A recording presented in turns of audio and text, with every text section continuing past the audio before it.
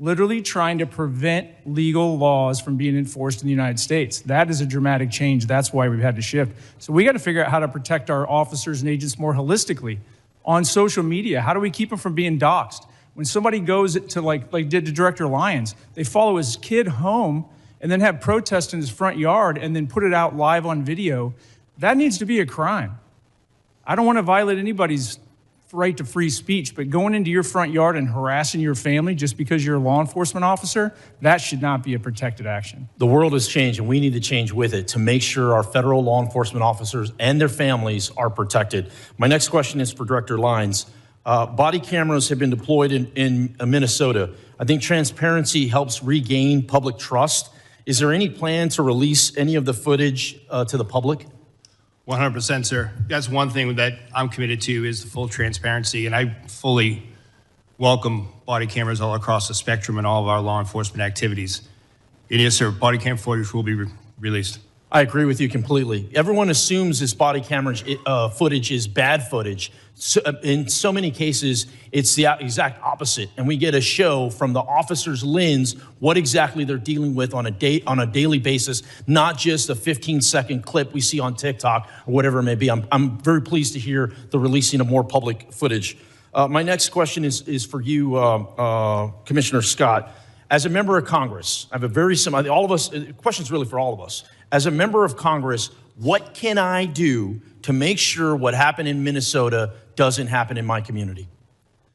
Put laws in place that protect our officers and agents so they can go out and do their job confidently and know they really truly have the backing. And then, I got to plug it, actually fund the programs. So when body cameras got rolled out to CBP, the technical capability of the camera got rolled out, but the funding for the personnel to support the programs and the data, that can drain basically all your other operations. So fund the entire program so that we can be transparent and that we can make sure America knows what we're doing, because that trust is critically important. Thank you for that. My next question is Director Edlow. Too many times we talk about the enforcement side, which I think is very important. We see the millions of criminal aliens that are loose in our country. We got to go out there and keep our community safe. But we need to be talking more about the legal aspect of it, the people that are doing it the right way. I was very encouraged to see 65,000 visas get released not too long ago. The question I have is, what are the details? What is the timeline behind that? What is the purpose of those? Can you specifically speak to the legal visa process?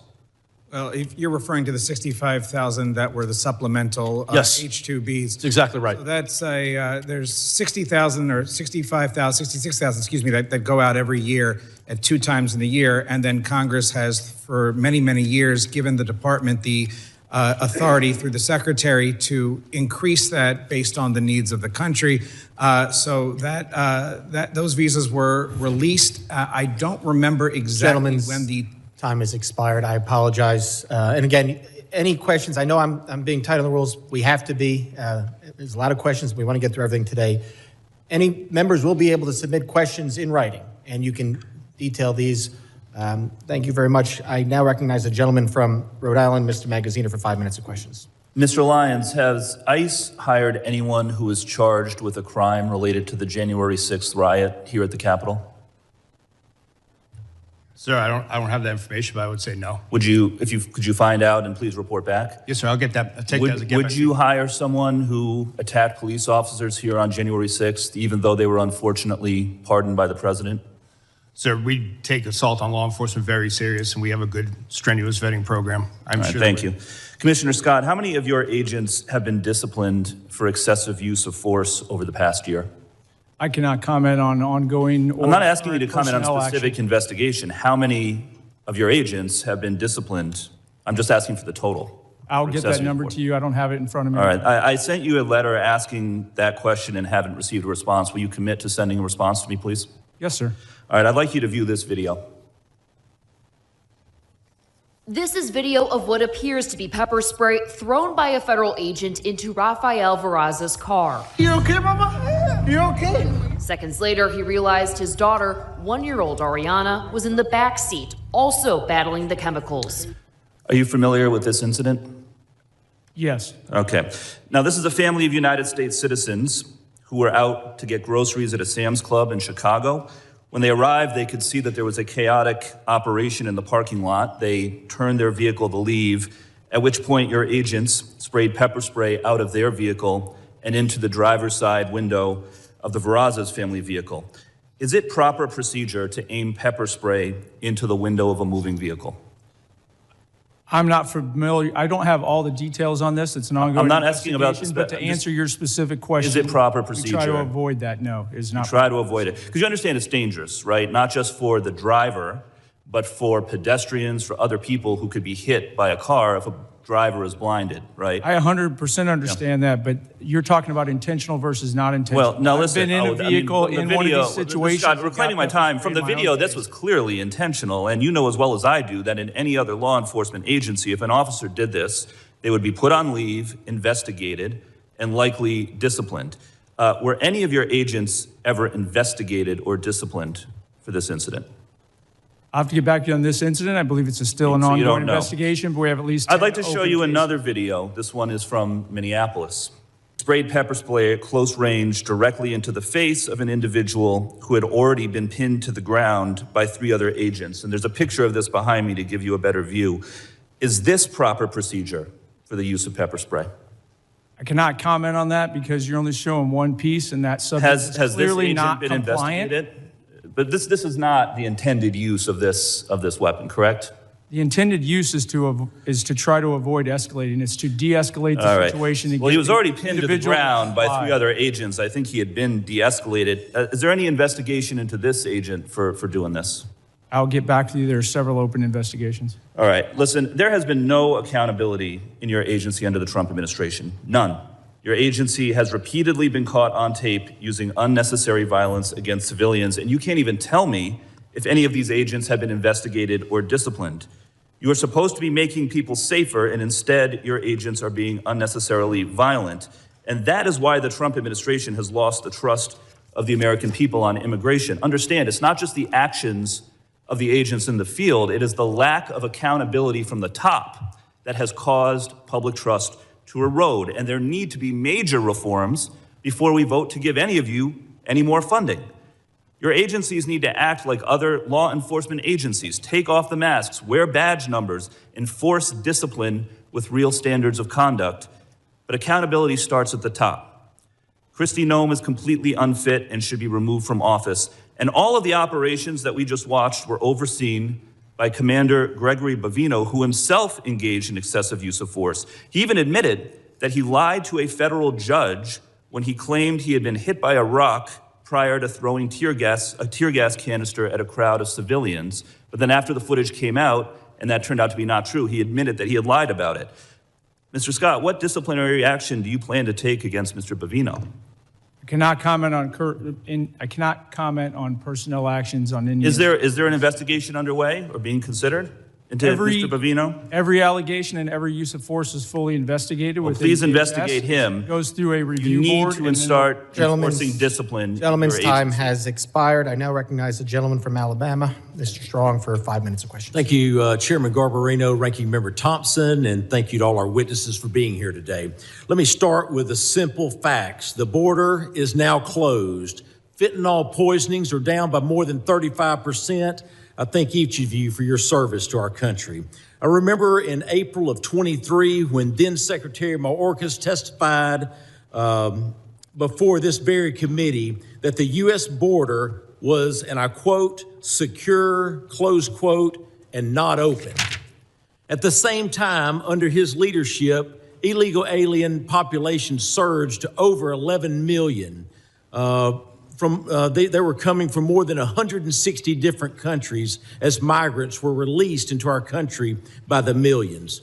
That's what the Biden administration, in concert with Secretary Alejandro Mayorkas, did to America. They sold America out. The consequences of their failures were predictable. When the United States failed to enforce its border, the winners are not legal immigrants or American communities. It's the cartels, drug smugglers, human traffickers, and violent criminals. We didn't need new laws to stop this crisis. We needed a president willing to enforce the laws already on the books. President Trump did exactly that. Another promise made, another promise kept. And today, the number of illegal aliens being released into our country is zero. Zero. That's what it took a president to make the hard decisions. And America is better because of it. So my question is straightforward. Commissioner Scott, was Secretary Mayorkas telling the truth when he testified before this committee that the border was secure? Consistent with my prior testimony, no, he was not. As you stated earlier, the underlying immigration laws haven't fundamentally changed in decades. What has changed is how different administrations choose to enforce these laws, particularly during the previous administration. It was 100% orchestrated to allow illegal aliens to invade our country under the Biden administration. From an operational standpoint, how important is consistency and enforcement for deterrence and border control? It's extremely important, and we keep talking about immigration, but let me remind people, border security really is national security. The cartels use illegal immigration to literally overwhelm law enforcement at the border and bring in all kinds of other threats. It's the second wave that always is the most critical. The Interior Enforcement sent a message around the world that we're not going to just let you go. It took away the marketing ability of the cartels to get people to come to the border and overwhelm law enforcement. This all works together. It's critically important because it is national security. Thank you, Commissioner. The men and women of DHS deserve our respect and the ability to do their job effectively without mixed signals from Washington. I also want to be clear, I support the men and women who work every day to secure our borders and enforce federal immigration laws. But lately, we've seen growing strain on political rhetoric that goes beyond policy disagreement and targets the legitimacy of law enforcement itself. Rhetoric that puts a target on the backs of agents doing their jobs. Acting Director Lyons, we keep hearing calls from left-wing politicians to abolish ICE. Some, including many who should know better, have denounced federal law enforcement as secret police. How would you respond to these reckless attacks? Sir, I can speak from personal experience, having served multiple administrations, that the men and women of ICE are out there every day doing the law as it's written. What are the consequences of not enforcing federal immigration laws? Sir, if you look at what ICE has done, if you look at the amount of, as I said earlier, the amount of known and suspected terrorists that we removed from the country, we arrested 1,477 this year and removed 1,480. Just that impact alone, along with the 7,800 gang members, makes a significant impact on public safety and national security. Thank you. Turning to you, Director Edlow, the U.S. Citizenship and Immigration Service plays a role in administering legal immigration and protecting the integrity of the system. When immigration enforcement is undermined or treated as illegitimate, how does that affect USCIS's ability to manage lawful pathways, prevent fraud, and maintain public confidence in the legal immigration process? It makes it absolutely impossible, Congressman, and that's why we've done everything we can to administer that system now and to not cut corners that were previously cut during the last administration. Thank you. Mr. Chairman, I yield back. The gentleman yields back. I now recognize the gentleman from New York, Mr. Goldman. 5 minutes of questions. Thank you, Mr. Chairman. Mr. Lyons, what guidance have you given to your agents about asking people walking on the streets of America to show proof of citizenship? Sir, as I stated earlier, the men and women of ICE, deportation officers, special agents, we conduct targeted intelligence-driven operation. We don't walk around on the streets asking people about their American citizenship. Really? So all of those individual American citizens who have been randomly asked are lying. Is that what you're saying? Sir, if the men and women of ICE are conducting an investigation, whether it be for Title VIII immigration enforcement or Title 18 criminal enforcement, they'll ask someone their nationality. Right, but that's not targeted because they're asking all sorts of American citizens, including off-duty law enforcement. Now, have you directed at any point your agents under the Supreme Court's racial profiling ruling to only stop non-white people and those who look like immigrants to ask for their citizenship papers? No, sir, I haven't. Now, you are aware, of course, and there's numerous well-documented instances of people, American citizens, being asked to show and prove their citizenship. Do you know what other regimes in the 20th century required similar proof of citizenship? Yes, sir. What?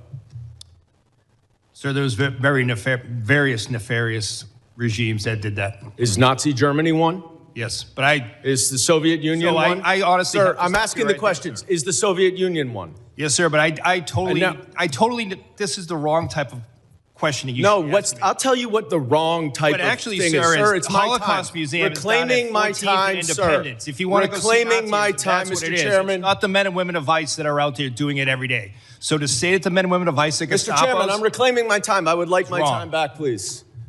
Please give me another 15 seconds because he was unnecessarily speaking. You said in your opening statement that references to ICE as the Gestapo or the secret police encourages threats against ICE agents. 100%. The problem is you have it backwards, sir. People are simply making valid observations about your tactics, which are un-American and outright fascist. So I have a simple suggestion. If you don't want to be called a fascist regime or secret police, then stop acting like one. But people are simply just observing what they are seeing. And that's why people are making those comments. Now, I was a prosecutor for 10 years, prosecuted mob bosses, organized crime, violent criminals, the actual worst of the worst. Not a single criminal law enforcement agent that I worked with wore a mask to conceal their identity. But your department, which is a civil law enforcement agency, is defending the use of masks by your agents because of a so-called rise in threats and assaults against your officer. Now, you said in your opening testimony that assaults against ICE officers are up by more than 1,400%, which is now even more than the 1,300% that your gaslighting spokesperson, Tricia from Ohio, has recently been citing. But here's the problem. There are two separate, very detailed, very thorough investigative reports based on your own data that both conclude that assaults against ICE officers are up about 25%, which is far less, of course, than you assert and far less than you would expect from an agency that has more than doubled its hiring and has an even greater increase in arrests. Now, why is that a problem, Mr. Lyons? It's a problem because the explanation that your agents are wearing masks because of fear of assaults or doxing is outright bogus.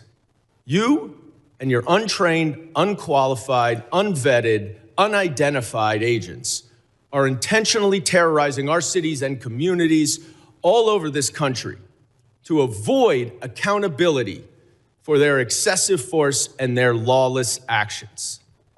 That is why you're wearing masks, so no one can hold you accountable, and you know that the FBI is not going to, because notwithstanding all of the investigations all of you say are going on, the Department of Justice and the FBI has stated they are not investigating those two murders.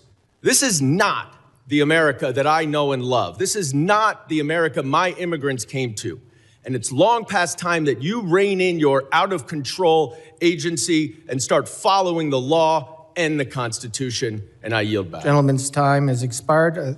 I now recognize the gentleman from Arizona, Mr. Crane, for 5 minutes of questions. Thank you, Mr. Chairman. It's interesting being in this hearing today, where my Democrat colleagues continue to demonize ICE and Homeland Security. I think history and context are very important here.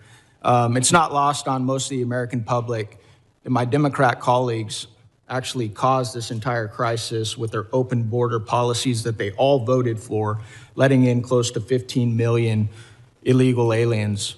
I also want to go through real quick some numbers of ICE deportations with other presidents who I believe both you, Mr. Scott, and you, Mr. Lyons, have worked for. Under President Clinton, 12 million illegal aliens were deported and removed from this country, some voluntary, some departures.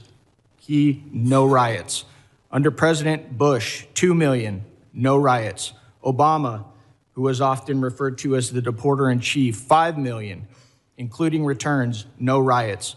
President Trump in his first term, 2 million deported, no riots. President Biden, 4 million, including expulsions, varying by estimates, no riots. President Trump again this year, 625,000 with 2 million voluntary leaving through CBP Home app. Mr. Scott, can you explain why these other presidents that you work for, both Democrat and Republican, have deported far more people than this president and we've seen no riots? I would say it has a lot to do about rhetoric and misleading the American public about what's really going on and how important border security really is to this nation. Let's talk also about my Democrat colleagues and something they also supported, and that's these sanctuary cities. I think that's very important, and I don't think a lot of Americans really understand these sanctuary cities. Mr. Scott, Mr. Lyons, is it true that you would rather send your officers into a jail to get some of these illegal alien criminals? Is it safer for your agents and also the illegal alien criminal if your officers are able to go into a jail instead of having to go out and find them on the street? Mr. Lyons, I'll start with you. Yes, sir, it would be. You wouldn't see the amount of law enforcement officers involved in immigration operations. Right. How about you, Mr. Scott? I 100% agree with the director, and more, just as importantly, it would allow me to put more agents back on the border to prevent people from getting in here in the first place. Let's also talk about these riots. Mr. Scott, Mr. Lyons, do you guys remember any riots, when for some of these victims that were assaulted and victimized by illegal alien criminals like Nate Baker, Laken Riley, Fletcher Harris, Skylar Provenza, Ivory Smith? I've got a whole list of them. Do you remember any riots from our Democrats or their constituents when any of these American citizens were victimized by illegal alien criminals? No, sir. No, sir. Why do you think that is? Because that's the question that I get asked all the time. Congressman, why do the Democrats care more about illegal alien criminals than they care about these American citizens, many of them who are young, have their entire lives ahead of them, didn't show up to a protest, right, to obstruct federal law enforcement. They're just going about their daily lives and they get victimized by people who aren't supposed to be here. Why do you think they don't care about American citizens? I cannot speculate, but when I look at the chaos that it creates and the corrosive nature that it creates, I go beyond the politics of the United States and I look at our nation-state adversaries like Iran, Russia, and China and their influence on social media to keep this negative discourse going. And I think this is a much bigger issue than we're actually admitting that it is in here. I want to tie this together to something that's very pertinent that's going to happen this week here in Congress, where the American people are going to see the bookend of what's going on. We are going to attempt to pass the Save America Act, okay? Which requires documentary proof of U.S. citizenship to register to vote. It imposes photo ID requirements to vote, and it penalizes officials who do not enforce these requirements. And you won't see most of these folks over here on the other side that are demonizing you guys right now. You will not see them support it. So they let millions and millions of illegal aliens into the country. They set up these sanctuary cities so you can't go enforce these federal laws that are on the books that Congress has passed. And now they won't vote to stop these illegals from voting in our elections. If the American people don't understand what this whole thing is about, it's about one word, and it always has been, and that is power.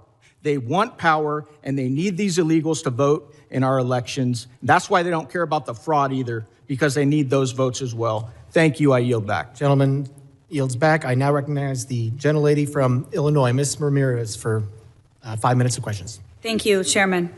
My mother, a Guatemalan immigrant and an American, taught me that I have the responsibility to look evil in the eye and to fight it back.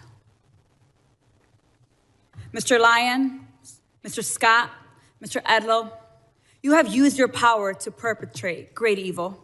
And it's about time you answer this committee for the lawlessness that you've empowered and defended in your testimony. Mr. Lyons, I want to start with you. And I want to talk about ICE. Because under your leadership, ICE has shot and killed Silverio Villegas Gonzalez and Renee Good, violated nearly 100 court orders in January alone. You've used banned chokeholds in more than 40 cases, engaged in warrantless arrest despite of a consent decree, and you used children as bait to put 3,800 children in detention. You created traps for people at immigration court who were following the law and doing it the legal way. And you broke the law by entering into people's homes without a judicial warrant in violation of the Fourth Amendment. Now, let's talk about you, Mr. Scott, and CBP next. Under your leadership, CBP has attempted to execute Marimar Martinez, shooting her 5 times and not releasing the footage that you should release so that we can see the evidence, murdered Alex Preddy, used chemical agents dozens of times in Chicago after a judge ordered you to stop, conducted warrantless surveillance and racial profiling, and acted with total disrespect and disregard for the law while engaging in roving patrols, plate switching, dangerous traffic maneuvers, and observer intimidation. Again, criminals act with that total disregard for the law, and we continue to see it. You would both have us talk about respect for your mission and your agents, but your agencies are unaccountable, paramilitary forces, and I have just as much respect for you as I do for the last white men who put on masks to terrorize communities of color. I have no respect for the inheritors of the Klan Hood and the Slave Patrol. Those activities were immoral then and criminal, and so are yours. And that brings me to you, Mr. Edlow, and USCIS. Truly, USCIS is the most disappointing part of this whole panel for me. Mr. Edlow, let me ask you a question. Is USCIS's mission to uphold America's promise as a nation of welcome and possibility with fairness, integrity, and respect for all we serve? Yes or no? Is that the mission? Congresswoman, the mission is to administer the lawful immigration system. Okay, so let me move on. So it is not for the possibility of fairness, integrity, and respect. I get that. I want to tell you about Stephen, my constituent, Mr. Edlow. Stephen is a 14-year-old with autism who is seeking asylum. This child has spent 60 days in detention center after he was detained with his dad at a check-in. Let me ask you this.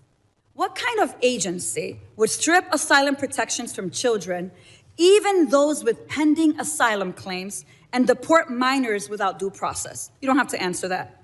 It's your agency, Mr. Edlow. You are doing that to Stephen, my constituent, an 8th grader.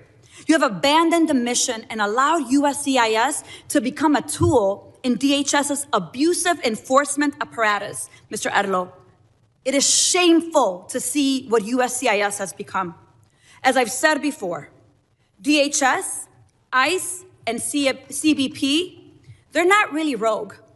Congress designed DHS to violate our rights under the pretense of securing our safety. I'm gonna say it loud and clear, and I'm proud to stand by what I say. DHS cannot be reformed. It must be dismantled and something new must take its place. Because if we let DHS persist, it will continue to be a weapon that can be pointed at anyone the government considers the public enemy. And let me tell you, fascism always requires a public enemy. But the power of the people is stronger than the weapons they would wield against us. So Mr. Lyons, Mr. Scott, Mr. Edlow, you have weaponized the government. You have supported a fascist enterprise at the expense of our constitutional rights. You have violated the law. But let me remind you, you will not always be in power. One day, you will be held accountable for your role in this dark moment in America, in our nation's history. I guarantee it. And with that, Mr. Chairman, I yield back. Gentlelady yields back. As I said, the issues we're debating here are important, ones that members feel deeply about. While vigorous disagreement is part of the legislative process, members are reminded that we must adhere to established standards of decorum and debate. Witnesses are here today voluntarily, and I will continue to remind members that while oversight is important, aggressively attacking witnesses personally is inappropriate and not in keeping with the best traditions of our committee. And I now recognize the gentleman from Oklahoma, Mr. Burkeen, for 5 minutes of questions. Thank you, Mr. Chairman. Thank you to the witnesses. I want to start with the display over my shoulders. And this is something that is not specific only to Oklahoma. This is something that every member of this committee, if you will go to the DHS website, every constituent of every member of Congress, if you're curious of really the dark days, I want you to go to the DHS website and I want you to look at those not far from where you live, moms and dads, the arrest of illegal aliens who were preying on minors. Just because of a really intentional act by Kate Bryan on my staff to go a couple of weeks ago and look just in eastern Oklahoma, on the right side of me here. Just in eastern Oklahoma, I represent almost the entirety of eastern Oklahoma. These are just the individuals, heinous acts, to include those with children. And yet I want to read you in a wider, to my left over here, what is happening in the state of Oklahoma. This person was picked up. Angel Nick, sexual exploitation of a minor. Renton Andrew, molestation of a minor. Chan Truding, child fondling. Feliciano Garcia, enticement of a minor. Caetano Lopez, statutory rape. Erasmo Avila, rape and lewd acts with a minor. So for everyone who is in short-term memory, it's the way things operate in the court of public opinion. Everyone is looking and you're forgetting the conversations you were having 2 and 3 years ago. If you had teenage kiddos wanting to go outside of your home and you knew that they were going to go to Dallas, Texas, or some city, and you knew that you had to have a conversation with them with what was happening, the 15 million you knew were in the country illegally, that you had no idea what they would be doing, who would they be preying upon. And moms and dads, don't you feel just a little bit safer if we're going to be gut level honest? That's the realization of what the generational opportunity this administration has afforded this country. It's the ability to feel safe over the madness of opening the border for that 4-year period that allowed 15 million people. You don't know where they came from. You don't know their background. You don't know their history. And this that is occurring right now is designed to make sure we have law and order in this country. If you do not have law and order, you don't have prosperity. So to all those who are second-guessing the reactionary moments, to the law enforcement who have to respond in real time, the quarterback who's questioned Monday morning because he's facing a 300-pound defensive lineman, it's easy to do that. But law enforcement walks out of their home every day and is faced with life or death questions. And we have to understand they are the ones who are affording us the opportunity for our children to feel safe against these that are in your backyard. It's not just in the north. It's not just in Minneapolis. It's not just in Minnesota. They're in every state in the country. Go to the Department of Homeland Security website and Google your area and look at who's being picked up in your backyard. That's how we recenter this conversation to truth. I want your children protected. I am grateful for this president who wants your children protected and an administration.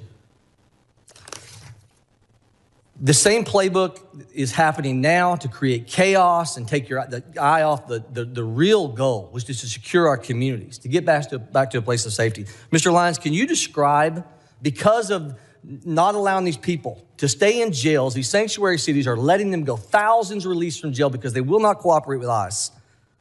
And when ICE tries to execute a detainer, ask them to hold a criminal illegal alien for potential deportation, how is this compared with other non-sanctuary city regions in the country? Sir, it's night and day. With the jurisdictions that we do have cooperation, we're able to take that individual in a safe, secure environment. Not only is it a safe, secure environment for the officers and agents, but it's also for the individual and the community, because we only need 1 to 2 officers to make that arrest, where now we're historically 5 or 6, we need up to 15. From what you've seen in terms of protests in Minnesota and elsewhere, do you get the sense these agitators are trying to provoke your agents into reactions? Yes, sir. Can you expound upon that? We've seen multiple times, and unfortunately, we saw like the shooting in Dallas, where agitated groups use apps to identify the location of ICE officers, sometimes prior to even the law enforcement action begins, and sometimes using those apps put the officers and as well as other federal agencies and local agencies with them in danger because it exposes the fact of where a law enforcement operation is happening. Mr. Scott, can you describe how the 300,000 children, the UACs, unaccompanied minors, that we're trying to find them, how these protests are stopping us from being able to recover those? Gentleman will respond in writing to that question. I now recognize the gentleman from New York, Mr. Kennedy, for 5 minutes. Thank you. Mr. Lyons, your written testimony today does not make one single mention of Renee Nicole Good or Alex Preddy. Not one. 2 American citizens have been murdered at the hands of your agency, and you have deliberately chosen under oath before Congress to ignore these tragedies. And so today, in my 5 minutes, I look forward to getting the American people some answers and some accountability that I believe they deserve. Mr. Lyons, I have some simple yes or no questions. Do you believe the U.S. Constitution provides due process for everyone in this country? Yes. Do you believe American citizens have the right to protest freely without being assaulted or killed by our government? Yes. Do you believe there should be an independent investigation when an innocent person is killed by a law enforcement agency in this country? Yes. Do you believe your agency has a legal obligation to follow court orders? Yes. Well, Mr. Lyons, you have a very strange way of showing it with a federal judge finding that your agency is in violation of 96 orders in 1 month alone. And that's just Minneapolis, Minnesota. This administration and the agencies represented before us have shown a complete and utter disregard for the law and the Constitution. Renee Nicole Good and Alex Preddy, both American citizens, both dead at the hands of federal agents. Alex Preddy was a VA ICU nurse who dedicated his life to healing people, healing veterans. I worked as an occupational therapist for over a decade. In that video that we've all seen, it was Alex Preddy who was doing what healthcare workers do, what nurses do. They help people who are hurting, help people who are in trouble. In this case, helping a fellow peaceful protester who was shoved to the ground right before your agents shot him 10 times. And we're now learning that FBI Director Kash Patel stopped the U.S. Attorney's Office in Minnesota from investigating the death of Ms. Good because of fear that an investigation would contradict President Trump's falsehoods that she violently, willfully, and viciously ran down an agent. 6 federal prosecutors resigned rather than participate in a cover-up. Kristi Noem, Stephen Miller, and you, Mr. Lyons, have appointed yourselves judge, jury, and executioner, allowing American citizens to be gunned down in our streets with impunity. We all know the president is a liar. He's sold snake oil his entire life, but he can't tell us and the American people that we did not see with our own eyes what we saw in that video. 2 Americans shot dead in cold blood. The American people aren't stupid like he thinks we are. The fact that our government murders American citizens, lies about it, and then refuses to investigate or seek justice is beyond abhorrent. It's un-American. Mr. Lyons, in America, we shouldn't have secret police. We shouldn't have masked government agents executing citizens in the streets. The Constitution does not give your agency the right to hide their faces while they kill Americans. Will you commit, yes or no, to immediately unmasking every agent conducting immigration enforcement and requiring them to wear standard uniforms with identifiable badges? No. Well, it's a sad response. Your answer is completely unacceptable. People who are proud of what they do aren't hiding their identity. We're a nation of laws, and you, your boss, Secretary Noem, and Donald Trump are not above the law. The American people are angry, and they're demanding accountability and justice from those giving the orders. Mr. Lyons, yes or no, do you believe that Secretary Noem should resign? I'm not going to comment on that, sir. So you're going to look the families of Renee Nicole Good and Alex Preddy in the eye and tell them Secretary Noem should keep her job after their loved ones were killed? Sir, the loss of any life is unacceptable. In the heart, my heart, prayers and thoughts go out to anyone who tragically losing his life, especially a child, since I've suffered personal loss in my life. But I'm not going to comment on an ongoing investigation. Well, Mr. Lyons, the American people are watching. Your unwillingness to demand accountability from your own leadership speaks volumes. 2 American citizens Gentleman's are dead. time is expired. The American people deserve Gentleman's accountability. time is expired. Members are reminded that we must adhere to established standards of decorum in debate. It is a clear violation of the rules of the House to make statements that might be personally offensive to the President or the Vice President of the United States. I now recognize the gentlelady from South Carolina, Ms. Biggs, for 5 minutes of questions. Thank you, Chairman Garbarino, and thank you to our witnesses. A big thank you for what you do each and every day to secure our border and to carry out the will of the American people. You know, this Trump administration and the CBP and ICE, they've done a stellar job of securing our border. And we can just look at the numbers. They tell the facts. Crossings are down from a high of over 300,000 a month under President Biden to around 10,000 a month under President Trump. However, the lax border policies of the Democrats have flooded our country with tens of millions of illegal immigrants. This invasion was facilitated by sanctuary cities.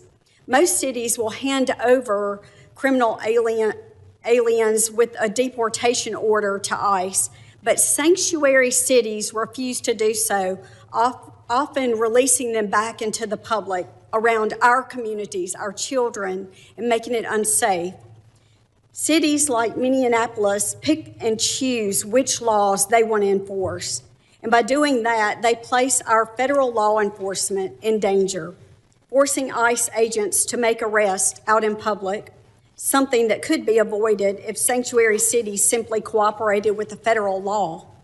At the same time, radical leftists have stirred hysteria over routine immigration enforcement, calling immigration officers the secret police and even the Gestapo. Let me be very clear. This rhetoric has consequences. Between 2024 and 2025, we saw a more than 16,000% increase in threats of assault against immigration officers, and over 8,000% spike in death threats targeting those who enforce our laws. In Minnesota alone, there have been over 60 threats and 20 assaults to ICE officers. Just think about that if you were going to work every day and had to deal with that. Sanctuary cities, they choose criminals over citizens. My bill, the Mobilizing Against Sanctuary Cities Act, would cut off every single federal dollar to any city that helps illegals instead of law enforcement. Mr. Lyons, my question is to you. Why should taxpayers fund far left politicians who put your agents at risk? Ma'am, unfortunately, what we've seen over and over is just the fact that there's so much rhetoric out there against the work the men and women of ICE have done. Again, going back in my career, this is my second decade, multiple administrations, and it's never been like this. And the actual public safety impact that the men and women of ICE do every day is significant, and it should still be true for all 50 states. Thank you. So I want to take it a little closer to home. What's happening in my district, the 3rd District of South Carolina, it should alarm every single individual. These are real crimes committed by individuals illegally in our country, right here in our communities, confirmed by the Department of Homeland Security. We heard a little bit from my colleagues earlier. So let me just give you a few of the worst. Vehicular homicide, child cruelty and indecent exposure, armed robbery, assaulting a police officer with a weapon, and making terrorist threats. And I could go on and on. We're also seeing convictions for drug trafficking, burglary, forgery, repeated illegal reentry, and more. And this is what I consider chaos. And it's the direct result of open border policies that put American lives at risk. But amid all of this, we're seeing true heroes step up. Our federal immigration officers are on the front lines of securing safety and prosperity for us and for our children. They've been given a difficult task, but they are up to the job and certainly meeting the demands. We stand behind our immigration officers and their historic mission to restore the rule of law to the United States. And right here at home, our local law enforcement is rising to meet the challenge, and I'm very grateful to them. So just look at Anderson County Sheriff's Department, which you'll see in the photo behind me, which recently seized 180 pounds of cocaine. That's 180 pounds of deadly drugs that will never reach our streets, thanks to the courage and commitment. So I just want to say thank you, and I'm grateful for the job that you do. Gentlelady yields back. I now recognize the gentlelady from New Jersey, Ms. MacGyver, for 5 minutes of questions. Thank you, Mr. Chairman and Ranking Member. Mr. Lyons, as the senior official lead in ICE enforcement, much of today's scrutiny falls on you, and it should.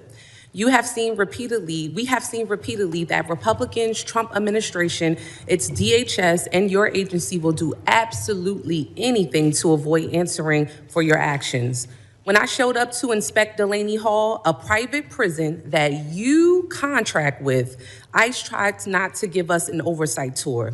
Then, instead of taking accountability for ICE's attempts to keep us from seeing this facility's conditions to know if people's basic rights were being upheld, this administration is doing all they can to try to put me in prison for 17 years. When ICE shot and killed Renee Good, Kristi Noem called her a domestic terrorist. When Alex Preddy, you all tried to tell us he was threatening officers with a gun, but all we saw was a phone. This administration's clear lies fell apart, not because someone had a come to Jesus moment, but because we saw these murders from every angle. You are only here because public outrage has become so unavoidable. You are here, Mr. Lyons, because white people are getting shot in the face and chest when the cameras are rolling. Because now my Republican colleagues care about optics. But when Keith Porter Jr., a Black American citizen, a son, a father, and a man loved by many was killed by an off-duty ICE agent on New Year's Eve, there were no hearings. So this is for him today. In my district, Jean Wilson Brutus, a Haitian immigrant, a beloved family man, died within 24 hours of being in ICE custody. He is just one of more than 30 people who have died in ICE custody last year. This is for all of them. Every human being your rogue, out-of-control agency has hurt, hunted down, imprisoned, killed, and continue to hold hostage even after they have agreed to be deported. We know this administration doesn't care about protecting people or sparing lives. We all see so plainly what you are doing, what you have been doing to Black and brown folks, immigrants, people silenced in the shadows, now in broad daylight to people peacefully rejecting your cruel agenda in the streets, which is their right to do. This is the despicable but predictable result of an agency that laughs at oversight, receives billions to deploy lethal force on our neighborhoods, and seems to believe that they are above the law and should be without accountability. This administration believes it can act first, explain later, or hell, never explain at all, as we see here today. You all seem to think you are the highest power who decides which people deserve dignity, protection, due process, but you are wrong. We are here for answers. We are here for accountability, and we are here because people are dying. Let me repeat that. People are dying, and you don't seem to care. So, Mr. Lyons, I've heard my colleagues ask many questions over and over again, and you cannot answer them. So let me ask you some questions that you may be able to answer. Mr. Lyons, do you consider yourself a religious man? Yes, ma'am. Oh, yes. Okay, well, how do you think Judgment Day will work for you with so much blood on your hands? I'm not going to entertain that question. Oh, okay, of course not. Do you think you're going to hell, Mr. Lyons? I'm not going to entertain. Of course not. How many government... The gentlelady will suspend. The gentlelady will suspend. Chairman? A gentlelady will suspend. As I said, the issues we're debating here are important to ones that members feel deeply about. Thank you, While Chairman. vigorous disagreement is part of the legislative process, members are reminded that we must adhere to established standards of decorum and debate. The witnesses are here voluntarily, and I will continue to remind members that while oversight is important, aggressively attacking those witnesses personally is inappropriate and not in keeping with the traditions of our committee. Mr. Chairman, I'm just asking a question. You guys are always talking about religion here in the Bible. I mean, it's okay for me to ask a question, right? But let me continue on. I got your note. All right, the gentlelady may resume. Thank you so much. Let me get back to my question, Mr. Chairman. Thank you. I appreciate you. How many government agencies, Mr. Lyons, are you aware of that routinely kill American citizens and you still get funding? Ma'am, I'm not going to entertain that. Of course you're not. Exactly. Once again, questions that you cannot answer. And that is exactly why, Mr. Chairman, and to this committee, to my colleagues, and to my colleagues across the aisle, this is exactly why we should not be funding this agency. The people are watching you. They are watching you. And this is why we need to abolish ICE. With that, I yield back. Thank you kindly. Gentlelady yields back. I now recognize the gentleman from Colorado, Mr. Evans, for 5 minutes of questions. Thank you, Mr. Chairman, Ranking Member, for this important hearing. This past year has been historic for national security thanks to the joint work between the agencies present today and our Republican colleagues. The big, beautiful bill unlocked billions of dollars to finally secure the border and deliver much-needed support for law enforcement officials who keep us safe every day, slashing things like the scourge of overdose deaths that claimed approximately 400,000 lives under the previous administration. And this is despite increasing violence against federal officers, which has been inspired by fear-mongering from the Democrats. As a soldier for 12 years, as a cop for 10 years, and as the only Latino in Colorado's delegation, it's been my long-standing position that with a secure border, we must use all available resources to target the worst of the worst, violent offenders like murderers and rapists, and so-called non-violent like drug dealers and thieves and child porn producers. Get the gangsters, not the grandmas. Director Lyons, is ICE's priority the apprehension and removal of criminal non-citizens rather than the broader population of illegally present individuals? Yes, sir. ICE's continued focus is on the criminal aliens that are in our neighborhoods. Thank you. Unfortunately, Democrats in my state in Colorado champion soft on crime sanctuary policies at the state level and in cities like Denver, which borders my district. These policies not only impede federal investigations that target cartels, gangbangers, entities like Tren de Aragua, MS-13, the Sinaloa cartel, but they also endanger our communities by releasing dangerous criminals back into the streets who continue to traffic drugs, steal cars, intimidate families, and recruit children. In fact, fentanyl overdose rates in Denver are going up in 2025. It's common sense that when local or state police arrest an individual for a crime, those officers should be able to obtain basic information about the arrestee, and those state and local officers should then be allowed to share information with federal law enforcement to communicate threats, honor detainer requests, and work together to ensure national security and public safety. So, Director Lyons, can you please explain how ICE works around sanctuary policies to go after the worst of the worst? And do these sanctuary policies that release criminals back into the community increase or decrease ICE's presence in the community and the temperature of the interactions that ICE has with the community? Sir, when we deal with sanctuary jurisdictions, we do have to have more law enforcement officers in the street.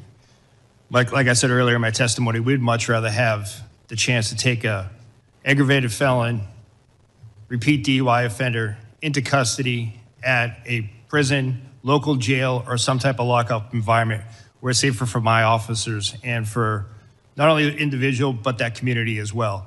And then given the opportunity to take that person into custody before that person can reoffend. Unfortunately, as a field office director, when I ran the Boston field office, we saw too many times that we placed a detainer on a sexual assault individual who just went out later after the detainer was dropped to rape again.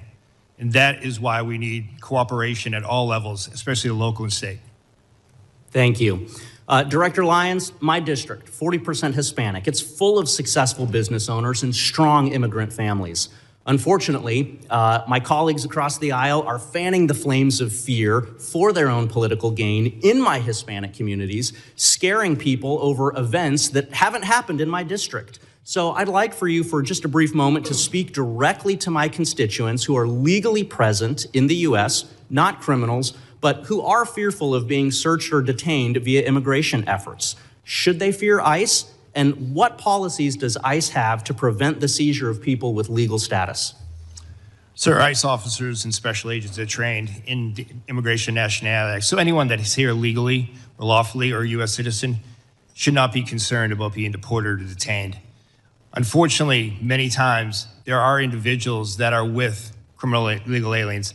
And sir, as you being a former law enforcement officer, you know, you arrive on a scene, you ID everyone in that case. If we're looking for an individual and someone is here present in the country legally, then we're going to take action. We're not going to turn a blind eye no more. But someone that's in the country lawfully should not feel scared to walk down the street, drive. Thank you. Sorry, I got 23 seconds left. Have one thing that I want to ask. As a cop, if I had an arrest warrant, there's a difference between arrest warrants and search warrants. If I had an arrest warrant for an individual and I thought they were in the house, or if I was assisting social services with a child removal, I still had to have an arrest warrant to go in the house. So I have many questions about the memo saying that you don't need a warrant to go into the house. Will you commit with me at a later date to discuss this? 100%, sir. I would look forward to sitting down and discussing that. Yield back. Gentleman yields back. I now recognize the gentlelady from Texas, Ms. Johnson, for 5 minutes of questions. Thank you, Mr. Chairman. I would like to, Mr. Lyons, I wanted to just follow up on a statement that you just made, which is that if you're here legally and lawfully, you should not worry. I think the problem is there are many, many immigrants that are here legally and lawfully that are very worried because they have been snatched off the streets. They have had their face beat in by ICE agents. They've been yanked out of their car. They've been driven around and harassed. And so that is, I think, at the end of the day, the key nut of the crux here, which is that, unfortunately, there is not just this focus on criminals and that people who are here in legal status. And for example, I have an example of this that I'd like to highlight for you.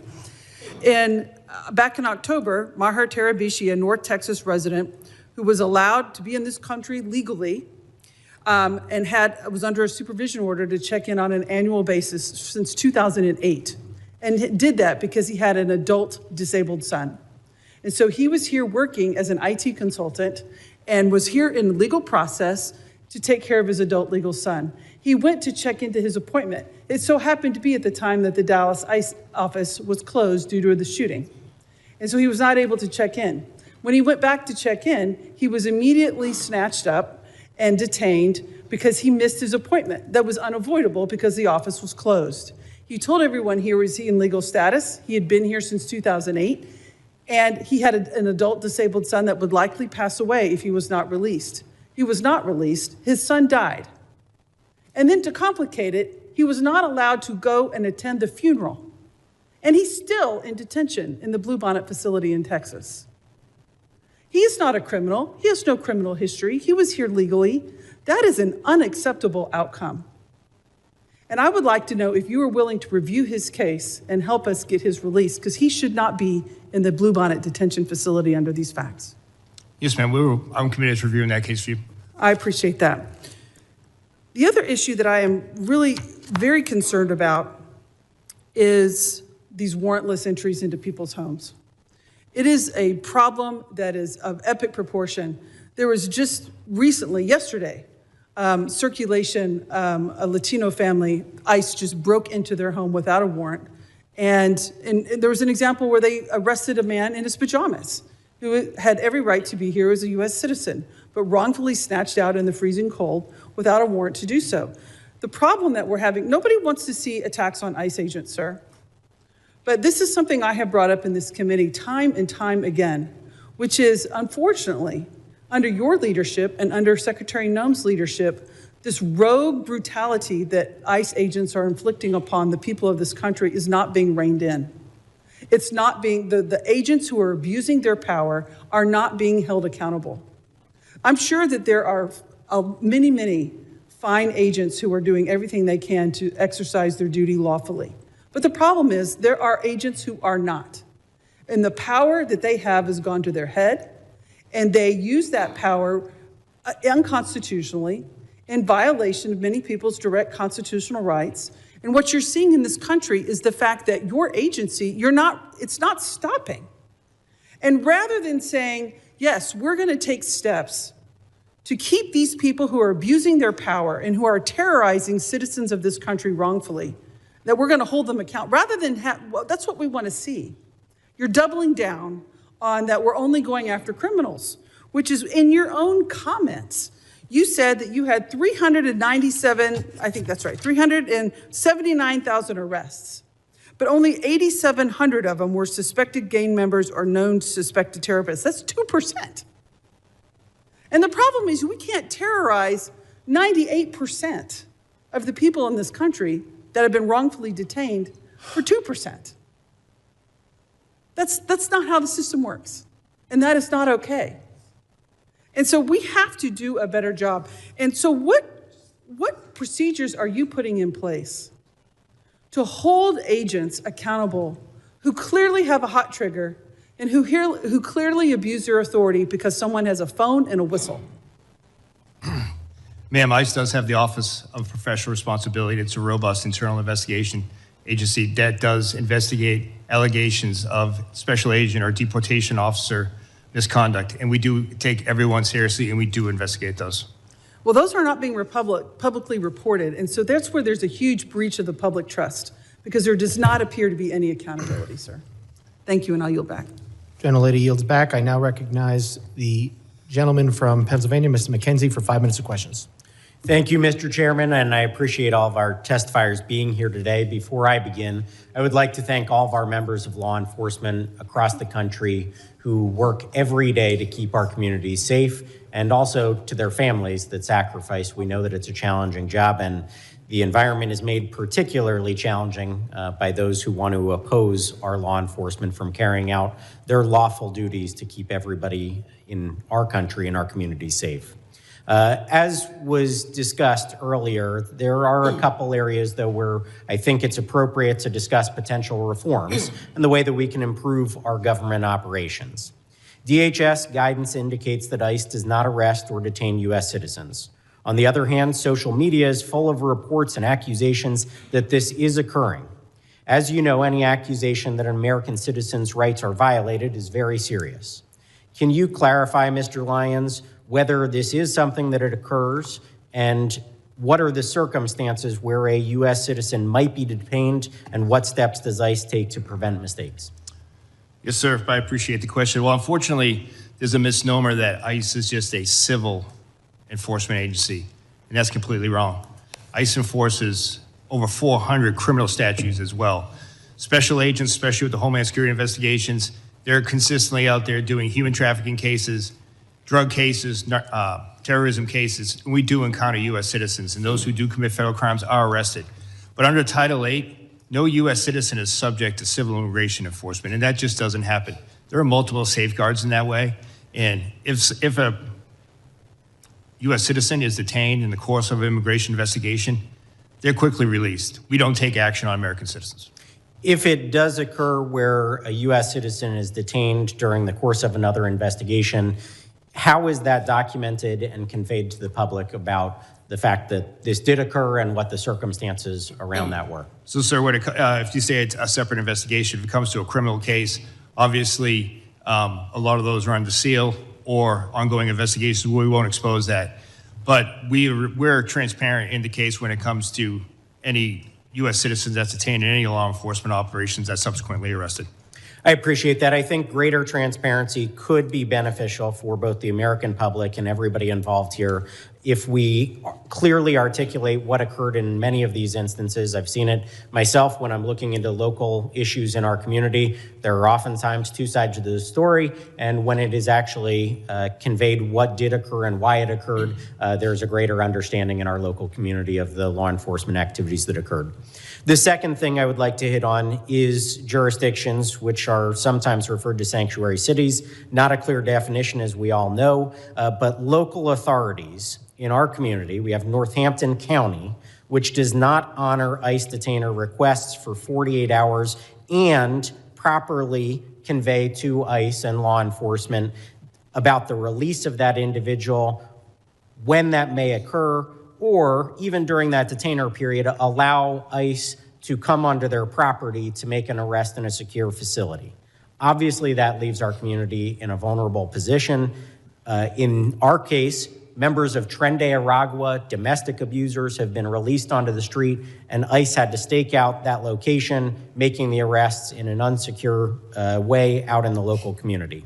From your perspective, how does this dynamic affect public safety and day-to-day operations, and where or how can we change and improve the coordination between ICE and state and local partners? Thank you, sir. Again, and what I would say is just very basic communication would go a long way for public safety. You know, ICE respects and abides by state and municipality laws where sometimes you can't hold for any reasons. But a simple phone call to let us know that that individual is going to be released, or if that individual is released, sharing that biographical data with us will go a long way. Because the last thing we want is a criminal illegal alien to go back into the community. And more often than not, they prey upon other migrants who are coming here for a better life, yet that they can hide in plain sight because these sanctuary jurisdictions won't just pick up a phone, notify ICE that they're being re-released. Well, I appreciate that. I think we want full cooperation between our local law enforcement and federal agents when they are trying to do their job. If somebody is on a detainer, they should be allowed onto that property, given the ability within that detainer window to make a lawful arrest. I think it would go a long way to keeping our community safe. I would like to thank all of you again for being here. The fact that you are here and present for this kind of testimony, I think, brings greater accountability and increases the ability for us to make reforms in Congress. Thank you again. Gentleman yields back. I now recognize the gentlelady from New Jersey, Ms. Poe, for 5 minutes of questions. Thank you, Mr. Chairman, and to our ranking member, Thompson. Gentlemen, thank you so very much for being here. Let me just be clear.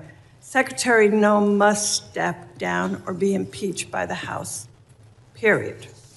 The lawlessness, the cruelty, the outright viciousness that she has created has destroyed an agency whose very mission is to protect our country. Under Noam's leadership, congressional oversight is ignored, detention visits are blocked, due process is ignored, and laws are broken without thought. This is the first time any of you have testified before our committee. It took 2 American citizens being murdered in cold blood to get you to show up. ICE raids schools, churches, and hospitals. And let's not forget 5-year-old Liam Ramos. You used him as a bait and then detained him despite his father legally seeking asylum. Liam is the face of your cruelty. My district is one of the most ethnically diverse in America. Our diversity is our strength, but somehow you all seem to believe it's a weakness. Last fall, the Supreme Court greenlit ICE's ability to yank people off the street based on one thing, such as, quote, the type of work one does, speaking Spanish or speaking with an accent, and their apparent race or ethnicity. Mr. Lyons, I speak Spanish. If I wasn't wearing my member pin, would me being a Latina or speaking Spanish be enough for ICE agents to harass me or shove me into one of your unmarked cars? No, ma'am. I speak for all of us when I say that I think we know the real answer to this. These are the realities traumatizing my constituents. We know that ICE is transferring New Jersey detainees to other states like Texas, ripping them from their families and leaving them unable to challenge their detention. Mr. ICE, yes or no? I'm sorry, Mr. Lyons. Yes or no? Will you provide us with a list of people ICE has transferred from New Jersey to other states so that I can inform their families where they are? Yes, ma'am. These are people like my constituent, Lee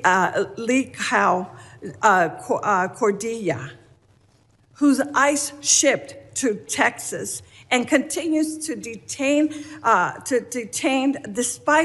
despite 2 judicial orders compelling her release. Over the weekend, Lee Cow was hospitalized for 72 hours while her family had no idea where she was at, nor the status of her condition. Mr. Lyons, would you be willing to look into this to make sure to release my constituent?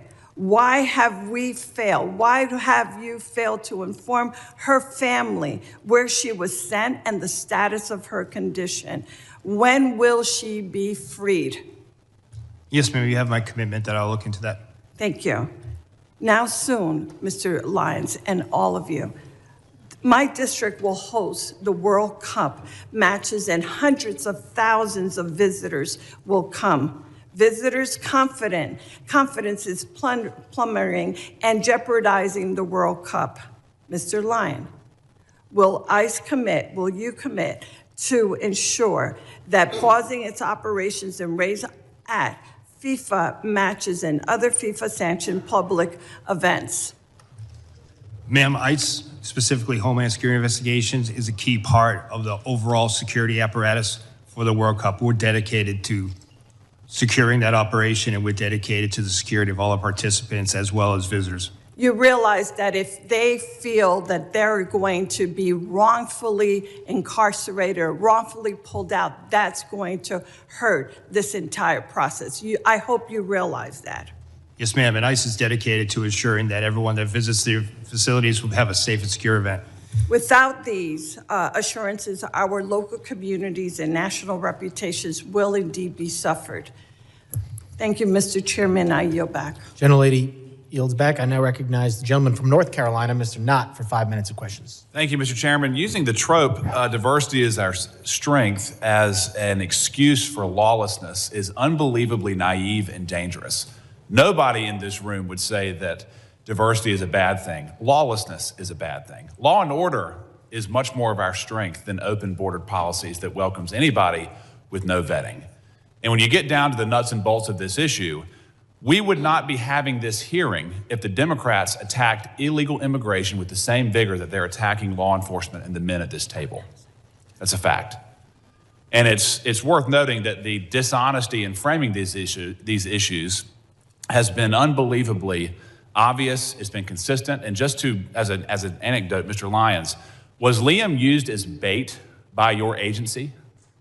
No, sir. Actually, law enforcement officers took care of the child after the father abandoned him at a... Walk us through what that means. So, sir, the individual that was driving that vehicle with Liam was in fled from the scene from the officers. He was obviously upset.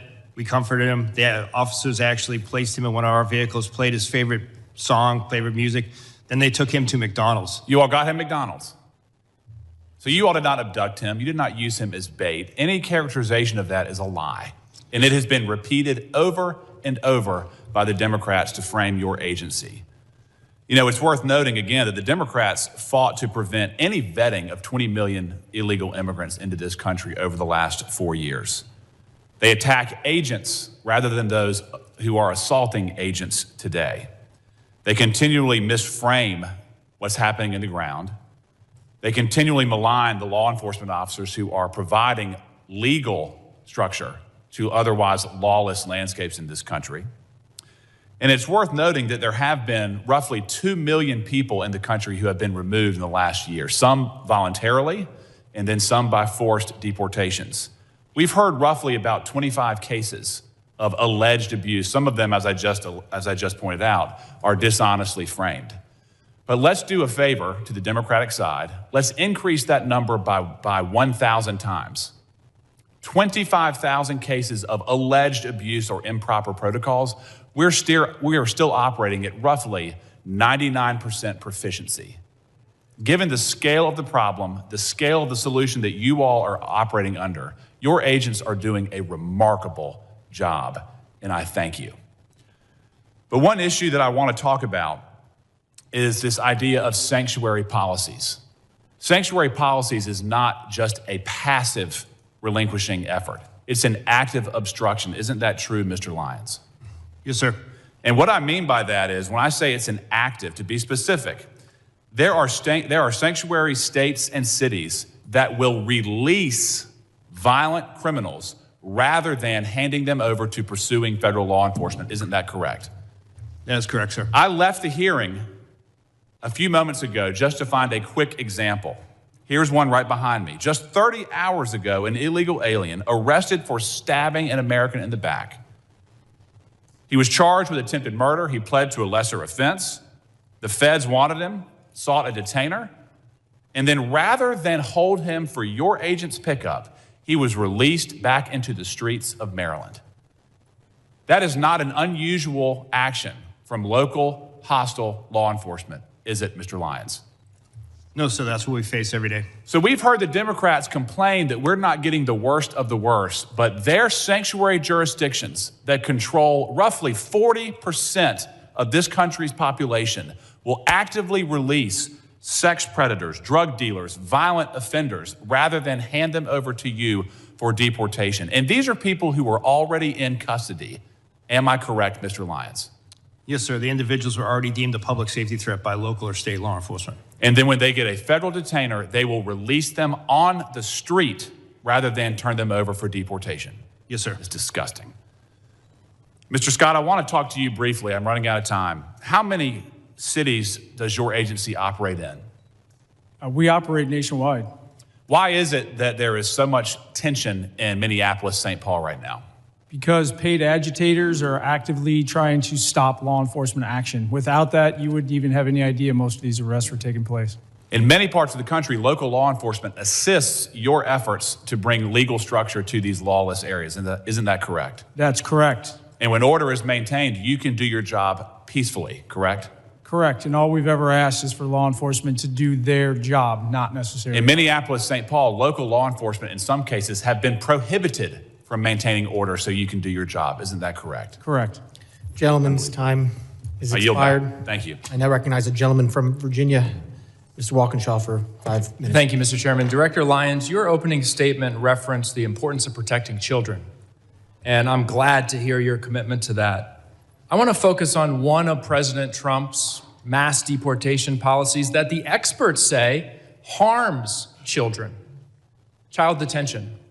In this administration, under your watch, ICE has booked nearly 4,000 children, and 1,000 of them have been held longer than the court-ordered 20-day limit. Recently, ProPublica obtained handwritten letters and drawings from children detained by ICE. These are letters from children describing what it feels like and what it does to them when the government locks them up. This is Ariana. She's 14 years old, detained for 45 days. Since I got to this center, all I feel is sadness and mostly depression. This is Mia, 7 years old. I don't want to be in this place. I want to go to my school. This is Scarlett, 17 years old. I feel very bored and overwhelmed because I am locked up. This is Gabby, 14 years old. I feel so much sadness and depression of not being able to leave. This is Maria, 9 years old. Me and Dilly am not happy. Please get me out of here. This is a 12-year-old going to the doctor, and the only thing they tell me is drink more water. The water here is what makes people sick. And this one got me, Mr. Lyons, because this is a 5-year-old, Luis Annie. My son's 5. He can't write many words, but he can communicate through drawings like this. This is a picture of Luis Annie's family. And you might be able to see that none of the faces are smiling. Child detention is not required by law. You know that. It's not the only option available, and it's not effective. We know that community-based alternatives can ensure compliance with proceedings without traumatizing these children. Yet, you continue to detain and hold children for weeks or months, depriving them of school, stability, leaving them afraid, sick, and confused. And one of the key reasons for your mass detention including the detention of Liam and his father, is to pressure people to give up their legal opportunities and pathways to remaining in the United States. Liam's father was following the rules, following the legal process with a valid claim. Let me be clear. No child, not Liam Ramos, not Gabby, or any of these children should be used as pawns in Stephen Miller's sick and twisted Great Replacement agenda.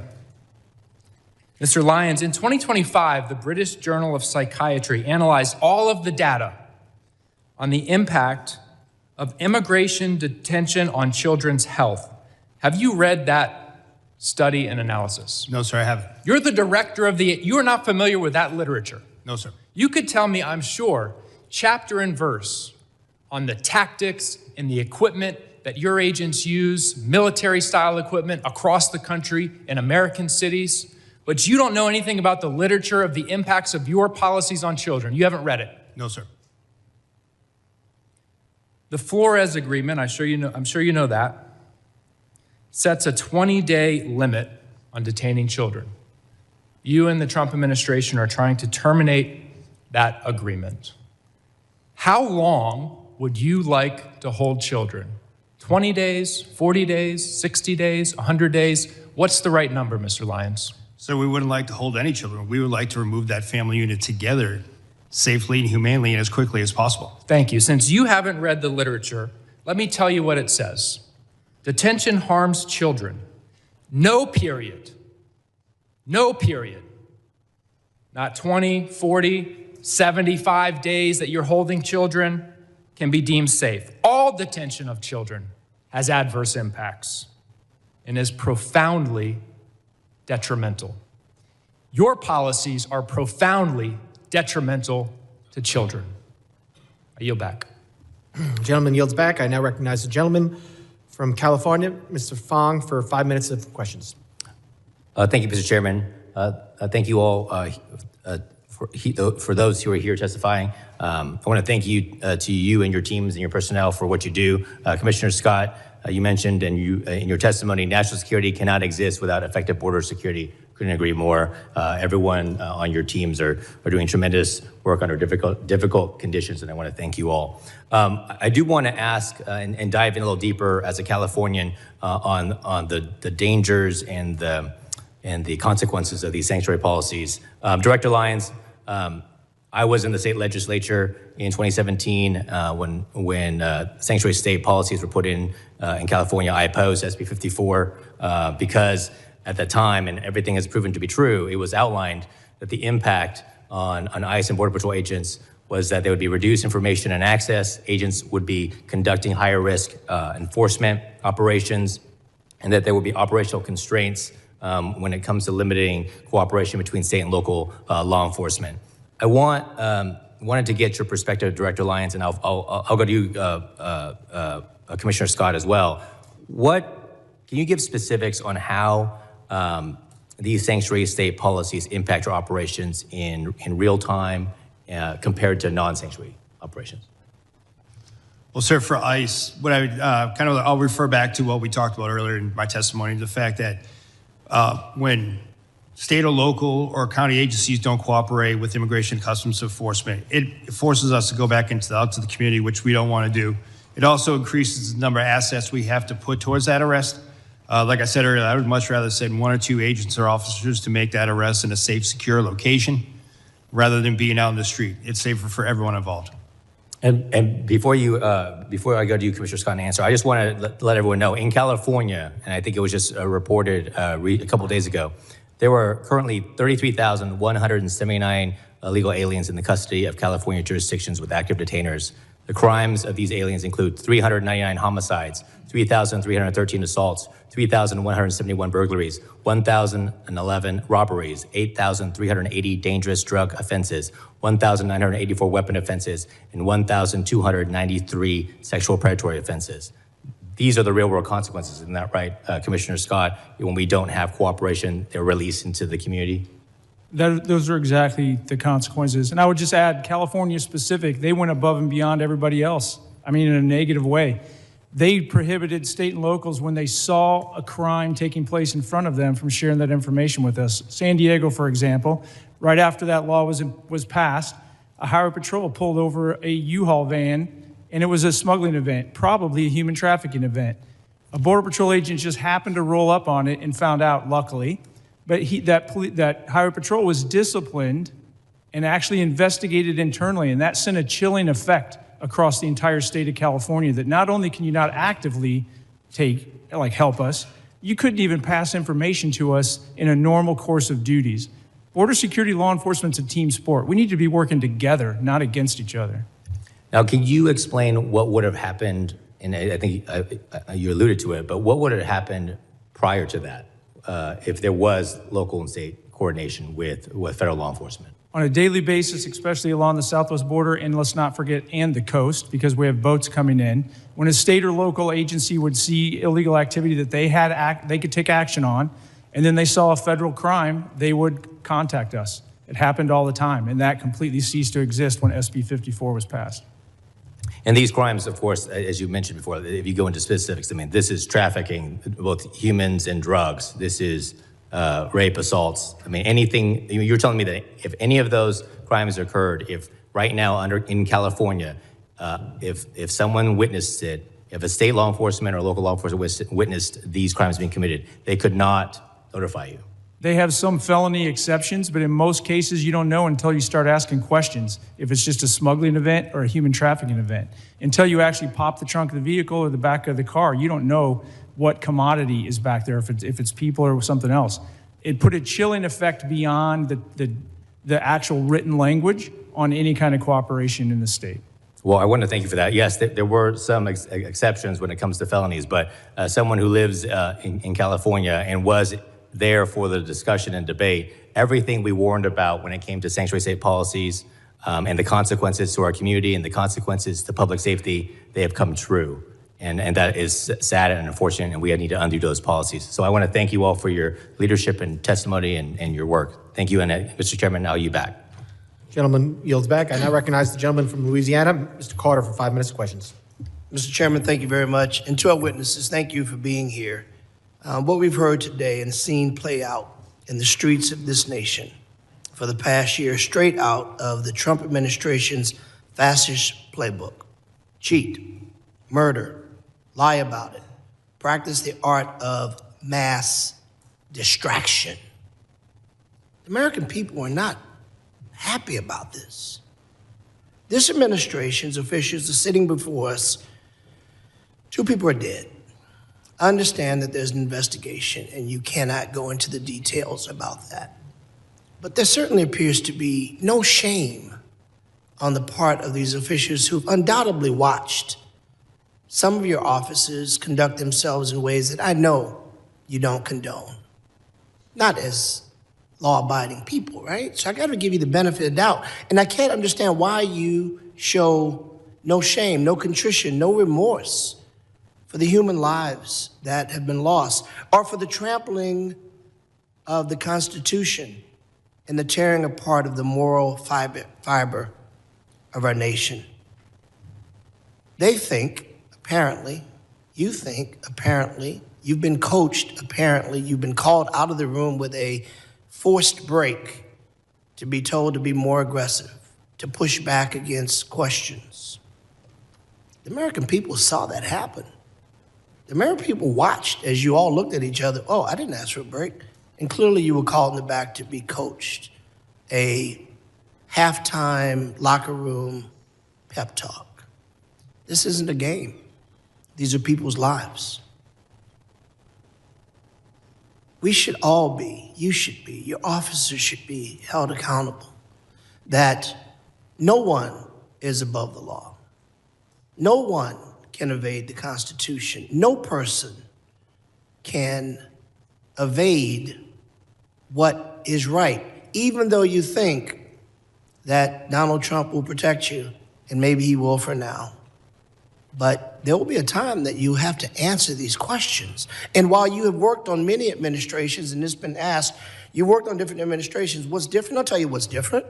The approach of how you conduct it, your search and seizure, The reason there were so many others and there were not riots was because people were not being trampled. You had trained officers who knew the art of de-escalation. They understood the rule of law. They understood the Constitution. Yet now we continue to hear lies. Last year, I took members of Congress on an oversight visit to ICE facility. We were told certain things that turned out to be patent lies. They told us things that we witnessed within moments of being there to not be true, yet we continue to hear you and some of my colleagues suggest, don't believe your eyes, don't believe your ears, just trust us. Well, the American people can see. And this notion that Democrats don't want enforcement, those are talking points that are wrong.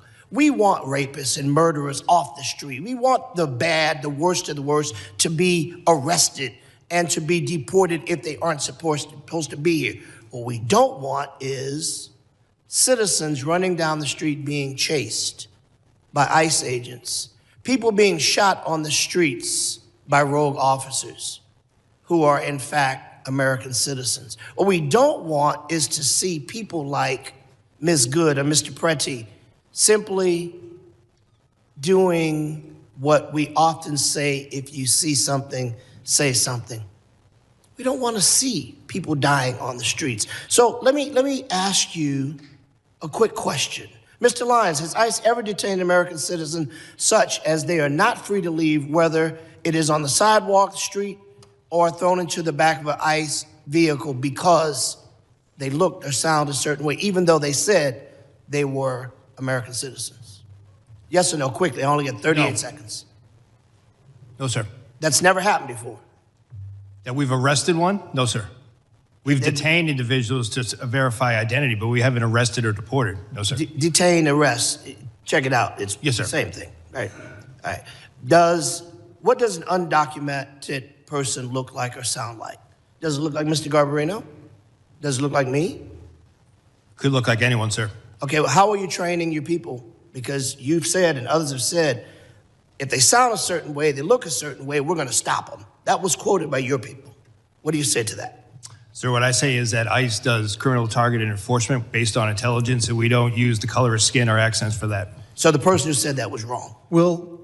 Yes? We'll let the gentleman get that answer in writing. His time has expired. We will now recognize the gentleman from Tennessee, Mr. Van Epps, for 5 minutes of questions. Thank you, Mr. Chairman, for holding this hearing and to our witnesses for testifying today. I want to commend the job the Trump administration and you gentlemen are doing to secure the border, enforce federal immigration laws, and keep dangerous criminals off our streets. Under President Biden, we saw unprecedented levels of illegal immigration, and many of those who came across the border were connected to transnational criminal organizations and have continued to commit crimes while in the United States. Despite doing everything they could to secure our borders, our brave CBP officers and Border Patrol agents were undermined at every turn by the Biden-Harris administration. Yet under President Trump, CBP, Border Patrol, and ICE have been empowered to do their job and fulfill their mission. As a representative from Tennessee, I can't help but compare operations in Minneapolis to those in Memphis. Federal law enforcement operations in Memphis have been successful by every standard and metric, with Memphis State Task Force arresting over 6,000 people. And while immigration enforcement isn't a stated goal of this task force, there is no question that it is also taking place. The successful operations are due in large part to the outstanding leadership of Governor Lee, who has worked closely with federal partners. Over the last year, the Trump administration has arrested numerous gang members, pedophiles, and drug traffickers in Memphis, with little fanfare or interference from activists. As a result of this cooperation, murders in Memphis are down by 47% since President Trump took office, and overall violent crime is down by 30%. In May of last year, ICE enforcement and removal operations worked with Tennessee Highway Patrol and DHS components to successfully arrest 196 criminal illegal aliens across the greater Nashville area. I am grateful for the role the members of the Tennessee Highway Patrol played in that operation, and their cooperation has made my district significantly safer. Since then, over 56 partnering agencies are working together alongside ICE to keep Tennesseans safe. ICE has carefully highlighted the worst of the worst criminal aliens it has arrested. Today, I will be entering into the record nearly 120 illegal aliens that have been arrested in Nashville with rap sheets ranging from identity theft to drug smuggling, larceny to arson, and robbery to rape. Federal agents are executing their mission to defend American citizens and protect our communities. The major challenge we've seen in Minneapolis and similar cities are directly caused by sanctuary city policies and the refusal of local leaders to enforce the law, preventing local law enforcement from working with ICE. This leaves ICE and others unsupported, having to manage protesters and domestic friction in addition to their actual mission of enforcing immigration law. Local law enforcement is crucial to facilitate the mission. Director Lyons, contrast ICE's experience in Minneapolis with other cities around the country, including Memphis and others, that have agreements to work with ICE. What can successful partnerships with local law enforcement and other partners look like? Sir, thank you. I would say that Memphis is a prime example, and I have to give credit to the U.S. Marshal Service that's leading that operation. Homeland Security investigation agents are out there every day with the men and women of Tennessee Highway Patrol, Memphis Police Department, and the reduction in crime has been significant. But if you look across the country, almost in every state, we do have cooperative jurisdictions. If you look at Texas, we have outstanding cooperation. You don't see any riots or anything like that. You see side-by-side law enforcement working together as it would be. If you look at the state of Florida, state of Oklahoma, state of Louisiana, all across the nation, we do have that. And what it is public safety. Thank you. Next, I want to commend the Trump administration for locking down our southern border. A year ago, it was a highway for illegal aliens and illicit materials. Today, it is secure and closed. Commissioner Scott, as Congress and the Trump administration enabled DHS to secure the southern border, how are cartels and other criminal organizations adapting to effective border enforcement? They're going to continue to push back. I think some of it is in these protests, because if we can shut down interior enforcement, that allows them to basically market their goods, if you will, to smuggle people in. And they need those people to be distractions, because without it, they have to start digging million-dollar tunnels. Without it, they have to spend a bunch of money on drones, which we're countering. Without it, they have to go out into the ocean where they stick out like a sore thumb, and we're increasing our radars on the West Coast and increasing our air coverage. Basically, it affects their bottom line, and it makes it harder and harder for them to bring their poison and anybody that wants to threaten this country that's willing to pay them here. Thank you. Mr. Chairman, I move to submit for the record a list of DHS worst of the worst in Tennessee, 3 quotes from Tennessee's 7 sheriffs supporting ICE, and 5 news articles germane to the hearing in Tennessee. Mr. I yield back. Without objection. Gentleman yields back. And I recognize the gentleman from Texas, Mr. Green, for 5 minutes of questions. Thank you, Mr. Sorry, Mr. Chairman. Can you hear me now? Is it? The microphone right there. Well, will you give me a moment to get a bit closer, please? Thank you, Mr. Chairman, and I say it sincerely. I believe this is a most valuable hearing, and I'm honored that the ranking member would be here with us to accommodate us, as is the case with you. Mr.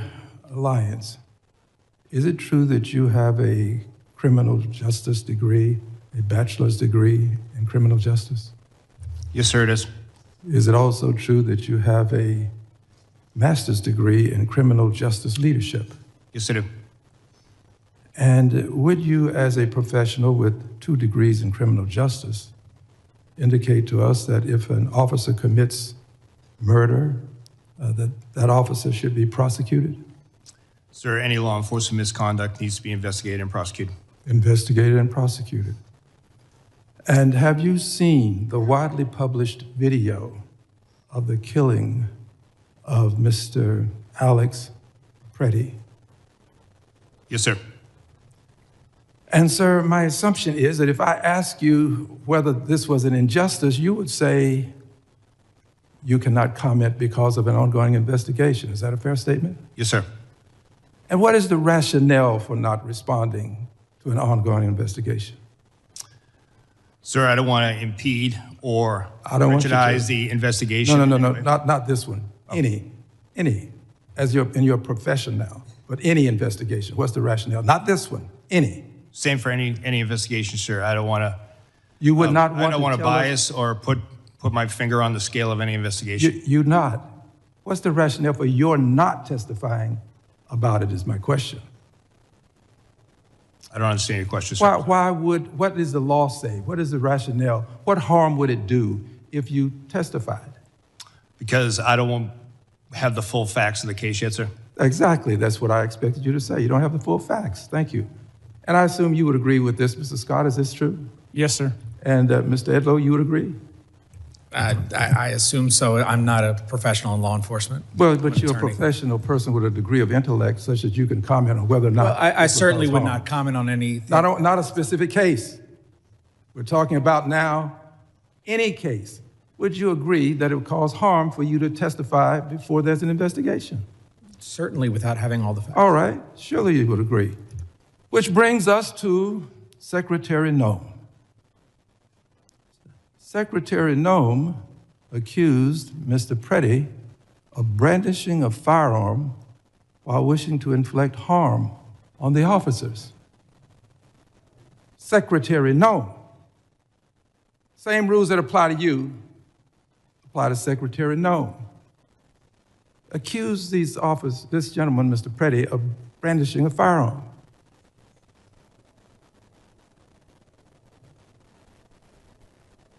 Secretary Noem doing this when she did without an investigation.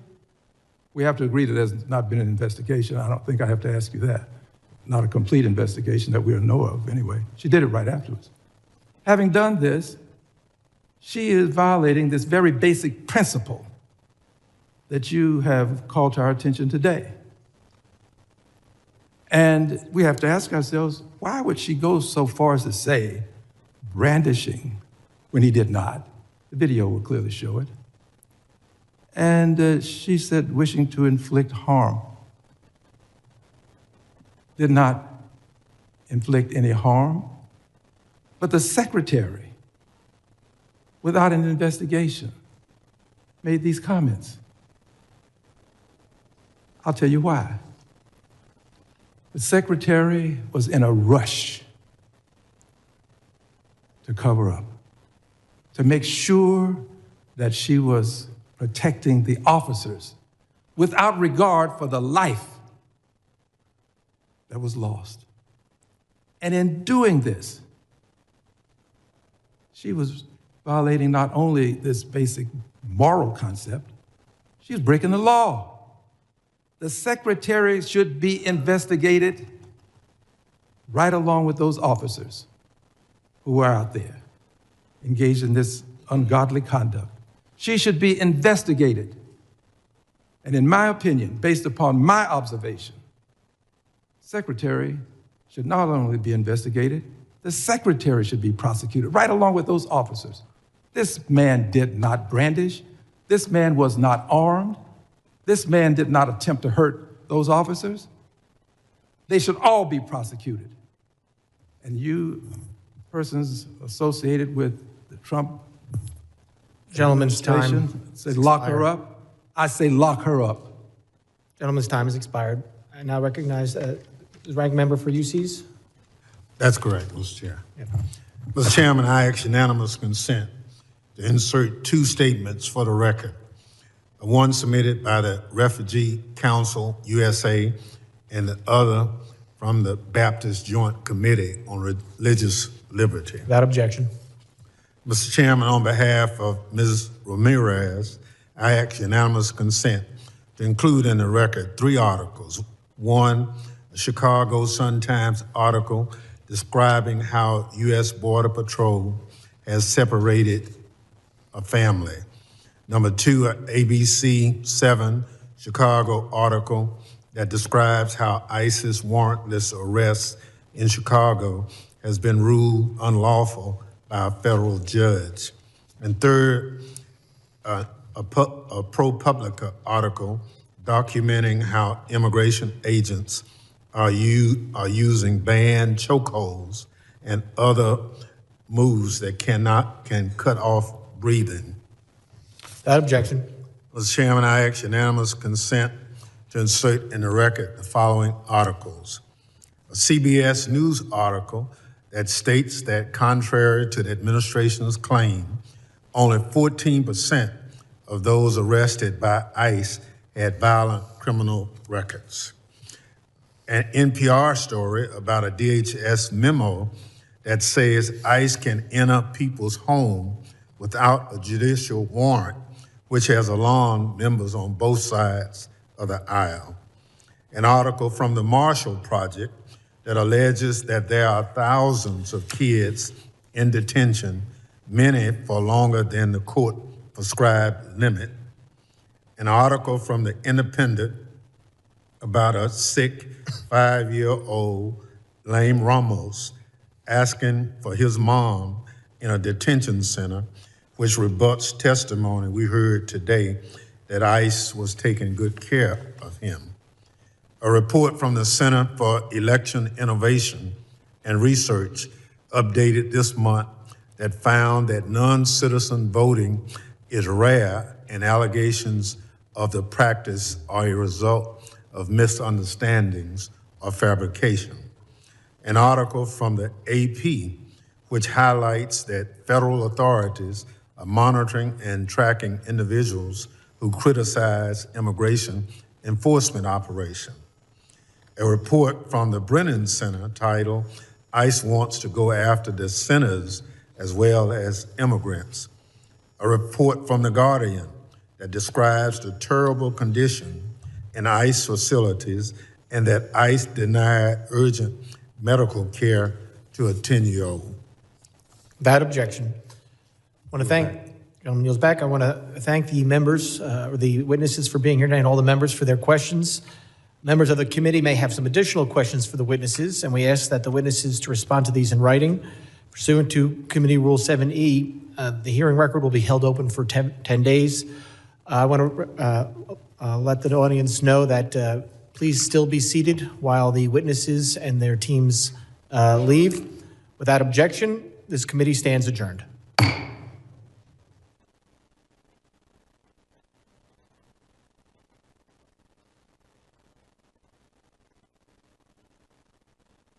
Without objection, the chair may declare the committee in recess at any point.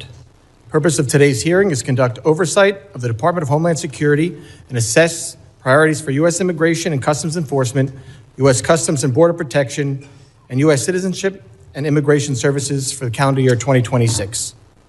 Before we get started, I'd like to remind the members and the public of the rules of decorum.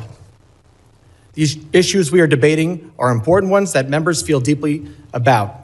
While vigorous disagreement is part of the legislative process, members are reminded that we must adhere to established standards of decorum in debate. It is a violation of House rules and the rules of this committee to engage in personalities regarding other members or to question the motives of a colleague.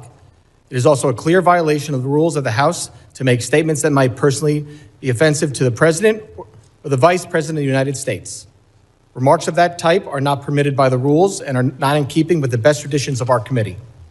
The chair will enforce these rules of decorum at all times and urges all members to be mindful of their remarks. Further, under the rules of the House, the chairman is responsible for maintaining order and preserving decorum in the committee room. I expect audience members to be respectful of the witnesses, members, and the public. If members of the audience are persistently or overly disruptive, it is a violation of federal law and you'll be subject to removal and arrest. I now recognize myself for an opening statement. I want to start by thanking our witnesses for appearing before the committee today. Today's hearing provides the American people the ability to hear directly from the leaders that enforce our nation's immigration laws. It is our imperative as representatives of the people to be a voice for the people. Transparency, communication, and accountability are keys to good government. This is why oversight is important. Informing Congress and the public is not casting accusations, nor is it a punishment. Congress has a duty to hear directly from the executive branch, a duty I take seriously. And the executive branch has a duty to keep us informed. While this hearing was long planned, we sit here today at an inflection point, an opportunity to assess and reinforce the integrity of immigration enforcement and to strengthen public trust. An opportunity to emphasize and underscore the Department of Homeland Security's no-fail mission as a whole. My top priority as chairman is, and will always be, protecting America while ensuring the safety of law enforcement. This is further important in the context of another potential shutdown of the department. Let me be clear.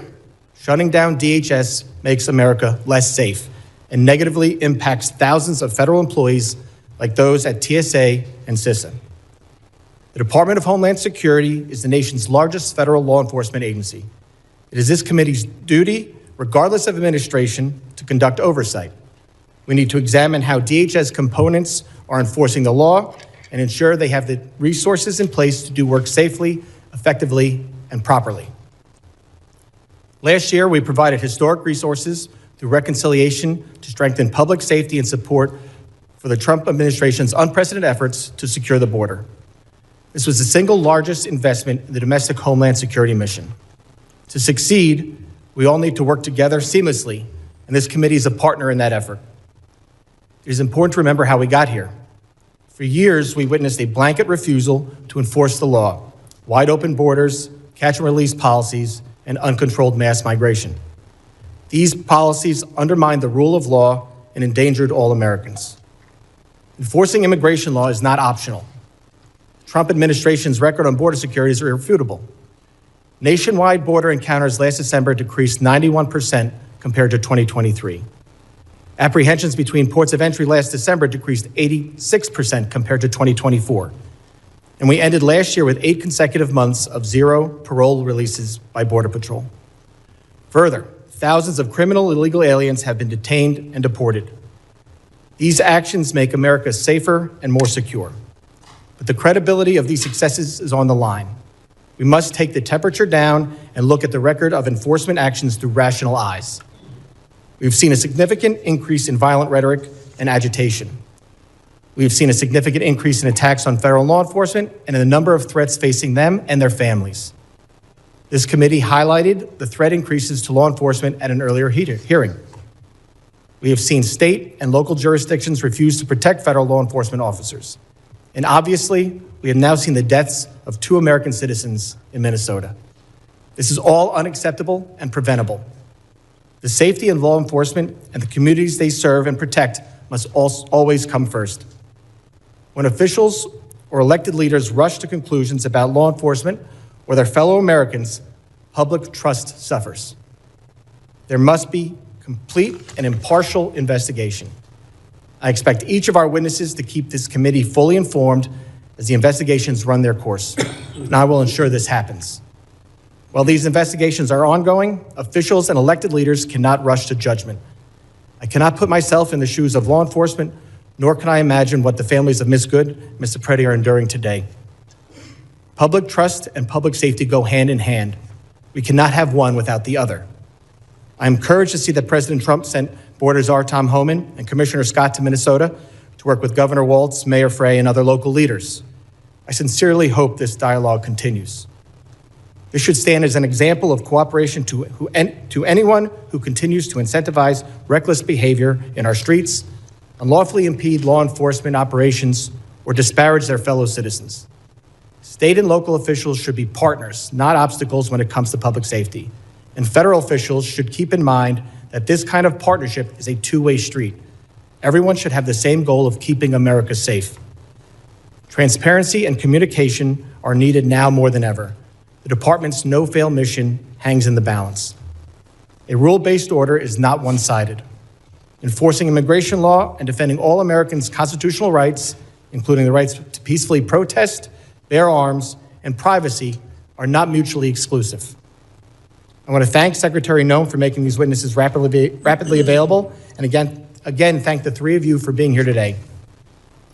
As Border Czar Homan recently said, you can't fix problems if you don't have discussions. I hope we can have a positive, civil, and productive discussion today. Only together can we make our communities stronger and the homeland safer for the future of all Americans. I now recognize the ranking member, the gentleman from Mississippi, Mr. Thompson, for his opening statement. Thank you very much, Mr. Chairman. Good morning to all of you who are here. Thank you for calling this hearing today. This important hearing has drawn a great deal of interest and attention, and many of my colleagues who represent the border city of El Paso and who have been leader on border security, Veronica Escobar, has joined us today and would like to ask questions of our witnesses. So, Mr. Chairman, I ask unanimous consent that the gentlewoman from Texas, Ms. Escobar, be permitted to sit with the committee and question today's witnesses as we have afforded that to other individuals in past hearings. Well, I thank the gentlewoman for their interest in today's important hearing. As I previously informed both the majority and minority, committee will not be entertaining off-committee member requests. Therefore, I object. Well, your objection is noted, Mr. Chairman, but I would, for the record, want to say that it's highly unusual that a member of Congress sitting with as much impact on immigration as her area is not afforded that courtesy. But you're the chairman, and that's your prerogative, as if it would be anyone else's. As the ranking member knows, we had many requests. This is a very important hearing. It is my duty to keep the wheels on this hearing and get actual answers on the record. I thank the gentlelady's interest. We had a lot of members who were interested in being here today, which is why we thought it would be best just to keep it for members of the committee. These gentlemen have repeatedly testified before many committees at the Capitol, and I'm sure other members will get the opportunity to do the same questioning. This is the Committee on Homeland Security. We had previously said we would not waive on members specifically for this hearing, and we're going to stick by that rule today. Thank you very much, Mr. Chair. May I say to Ms. Escobar, if there are questions you would like to have asked of these witnesses, if you will provide those questions to me or any other member of the committee, we'll be more than happy to transmit them. Thank you so much.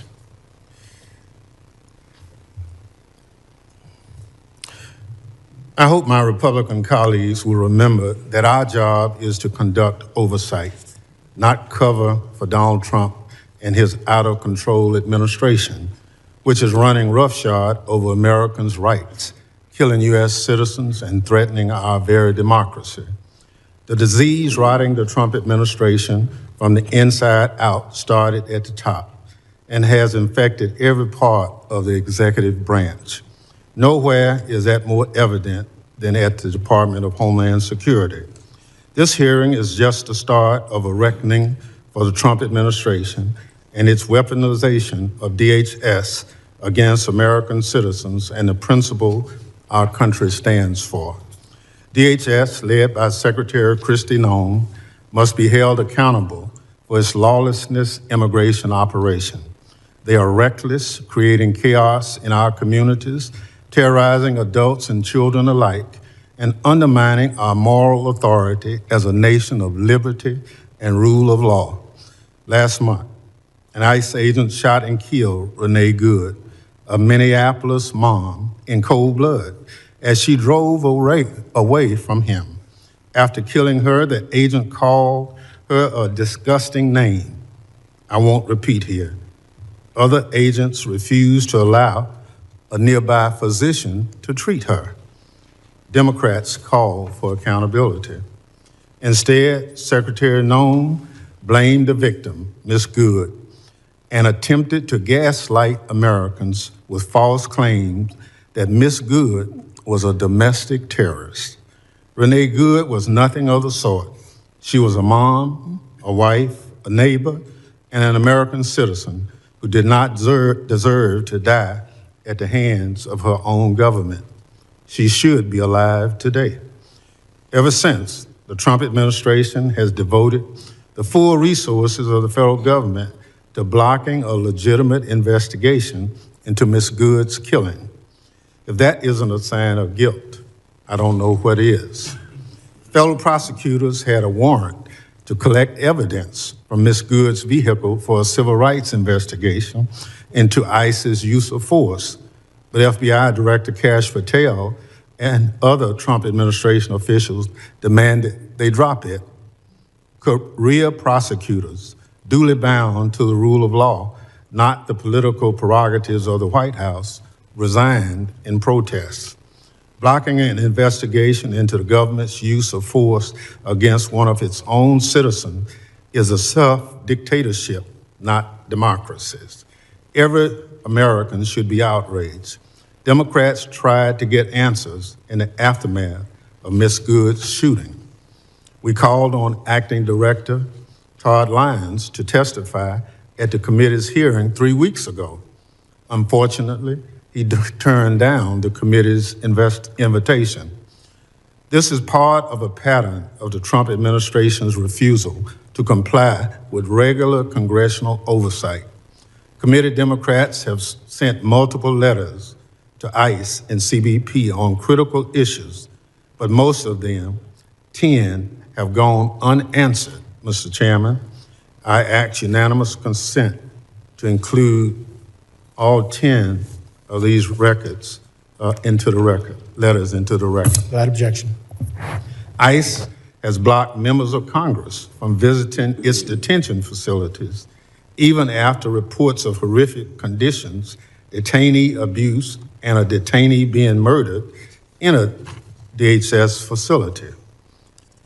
I was one of those individuals who parted to a lawsuit to try to get ICE to just follow the law that says members of Congress can visit ICE facilities and present themselves at any time. So I understand that it's still being litigated, but I've been given authority to go, and I plan to do it this week just to test ICE's adherence to the law. Mr. Lyons is here today, nearly a month after we invited him. I guess DHS needed time to get his story straight before he came to testify under oath. Fearing more violence from federal law enforcement, Democrats have also called on DHS to rein in immigration agents and their brutal attacks on Americans immediately following Ms. Good's murder. But DHS ignored our pleas. Instead, Greg Vino, who styled himself in Nazi attire and takes joy in deploying tear gas at Americans, continued to roam around Minneapolis with his masked gang, terrorizing people and violating their constitutional rights. And tragically, our worst fears were realized. Just days after the hearing, Mr. Lyons refused to participate in.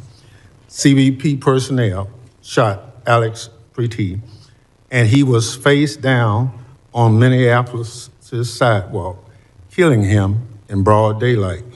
In the video of the incident, a DHS agent can be seen cheering Mr. Preety's death. Americans watched the video in horror.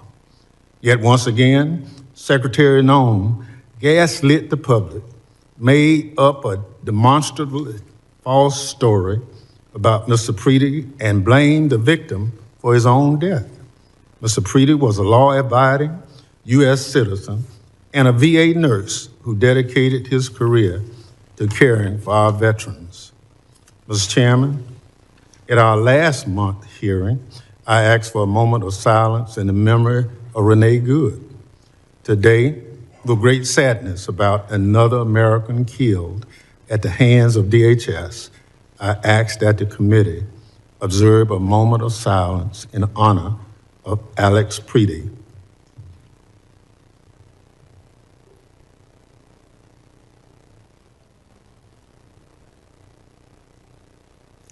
Thank you. The slaying of Ms. Good and Mr. Preety by DHS are the most tragic examples of what is wrong with Trump's DHS, but far from the only ones. Last fall, a Border Patrol agent shot Miramar Martinez, a U.S. citizen, and preschool teacher from Chicago 5 times. The agent bragged in text messages about shooting her, saying, quote, "I fired 5 rounds and she had 7 holes." But that in your book, boys. Again, the Trump administration tried to blame Ms. Martinez, the victim, but prosecutors dropped charges against her when it became apparent that the evidence contradicted the Border Patrol's phony account. Unlike Ms. Goods and Mr. Preedy's, we can no longer tell their stories. Ms. Martinez has shared her story about what Trump's DHS did to her. I want to play a bit of the video here because people need to see what ICE and CBP are doing to Americans. So this is the first one I realized. I was like, oh, it's just a pepper pellet, but no. And then I got shot right here. And then I have a wound on the side of my chest right here. And then I got 2 holes in my thigh. And then right here. Wow. Right here. Wow, you're covered in wounds. Wounds, yeah.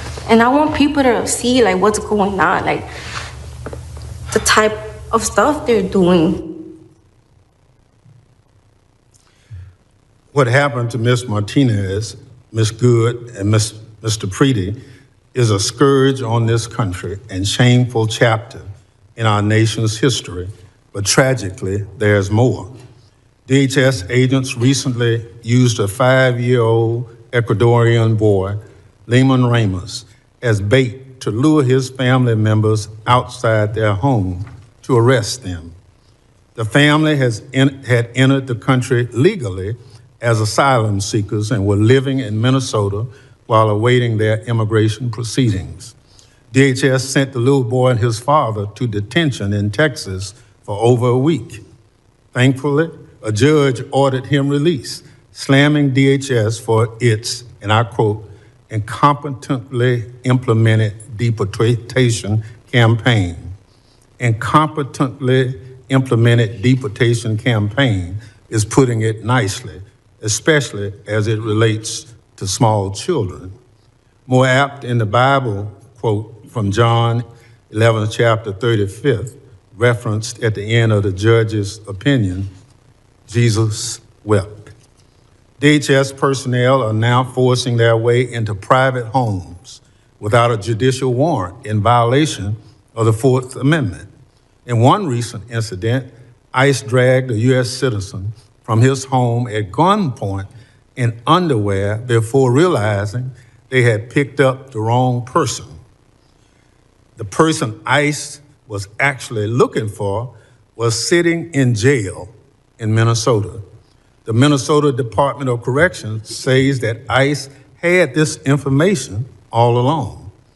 Bystander videos from Minneapolis and cities around the country show ICE and CBP personnel behaving like unprofessional goons, cursing at bystanders and mooning people from their hotel rooms. News reports have a Border Patrol agent was found passed out, drunk, and covered in vomit in a vehicle. And ICE personnel apparently stole a child's phone and sold it for cash. It's an embarrassment, and DHS's so-called leadership should be ashamed, if only they had any shame. Secretary Noem, Department of Homeland Security, has the blood of American citizens on its hand, but she takes no responsibility for anything. To the contrary, Secretary Noem was last seen in this committee room hiding behind her family in a desperate attempt to distract from her department's failures and abuses. Then she ran from our questions, leaving early under the guise of needing to attend a meeting that it turns out didn't even exist. Her inexcusable behavior should come as no surprise. She's always been more concerned with photo ops and wardrobe changes than following the law and fulfilling the mission of her department. Since being sworn in, Secretary Noem has enriched herself, abused the power of her office, obstructed congressional oversight, and violated her oath to the Constitution. Donald Trump and Kristi Noem are doing real damage to this country and to the department that was stood up 25 years ago in the wake of 9/11 to protect American citizens from future attacks. Secretary Noem is a liar with no concern for the lives of Americans killed by the department she runs. She must go. Mr. Chairman, I yield back. Gentleman yields back. Other members of the committee are reminded that opening statements may be submitted for the record. I would now like to formally introduce our witnesses. First is Mr. Rodney Scott. Mr. Scott is Commissioner of U.S. Customs and Border Protection. After decades of service at CBP, including a stint as Chief Border Patrol, he has served as a Senate-confirmed commissioner since June of 2025. Second is Mr. Joseph Edlow. Mr. Edlow is Director of Citizenship and Immigration Services. Director Edlow has served in numerous legal roles across the executive branch in Congress, including Chief Counsel to USCIS. Mr. Edlow has served as a Senate-confirmed Director since July 2025. Third is Mr. Todd Lyons. Mr. Lyons is the Acting Director of Immigration and Customs Enforcement. Acting Director Lyons began his federal service in the U.S. Air Force in 1993 and joined ICE as an agent in 2007. Mr. Lyons moved up the ranks and has served as Acting Director since March of 2025. Thank all the witnesses for being here today. Pursuant to Committee Rule 8C, I ask that the witnesses please rise and raise their right hand.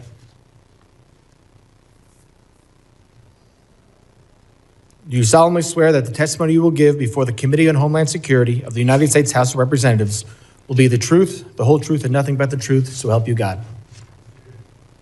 Let the record reflect that the witnesses have answered in the affirmative. Thank you, and please be seated. I will now recognize Commissioner Scott for 5 minutes to summarize his opening statement.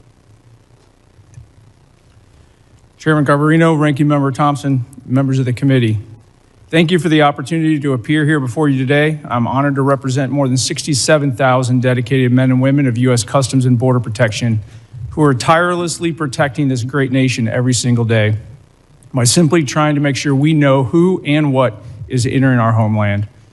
Border security is national security. Law enforcement personnel that selflessly provide this service to America increasingly perform under difficult conditions and intense public and political scrutiny. But these brave men and women deserve our gratitude and thanks. It's my privilege to be here today joining my colleagues from Immigration and Customs Enforcement and Citizenship and Immigration Services. Our agencies work in partnership to secure the homeland and uphold the integrity of our immigration system. CBP has spent the last year rebuilding what was an intentionally broken border. As I informed Congress in 2021 and again in 2023, the open border policies of the Biden administration all but eliminated any meaningful border. And it replaced it with a porous geographic line defined by record high encounters with illegal aliens, overwhelmed facilities, and a workforce that was stretched so far beyond their capabilities that hostile nations and the cartels exploited our border at will. That all changed on January 20th, 2025, under the leadership of President Trump. We have now implemented effective policies, established unified priorities and objectives across all federal departments, and empowered our workforce to do their jobs by simply enforcing the laws that already exist. We have imposed consequences for those who break our laws, the laws that this body enacted. And today, the United States, because of these efforts, enjoys the most secure border in our nation's history. But this progress did not happen by accident. It's a result of a comprehensive approach to border security. We ended catch and release, we prioritized detention and removal authorities, and we sent a clear message that illegal entry into the United States will not be tolerated. And the numbers speak for themselves. We have achieved record low illegal crossings between ports of entry. Border Patrol apprehensions along the southwest border totaled over 90,000 for the entire year. That's a number that used to represent a single month under the Biden administration. Daily encounters have dropped by 95%, averaging about 250 per day, compared to 5,000 a day during the Biden administration. Our increased enforcement also resulted in the seizure of over 617,000 pounds of illicit narcotics. That's nationwide, an 8% increase over the prior year. This included nearly 11,000 pounds of fentanyl and more than 186,000 pounds of methamphetamines. This is what having a secure border looks like.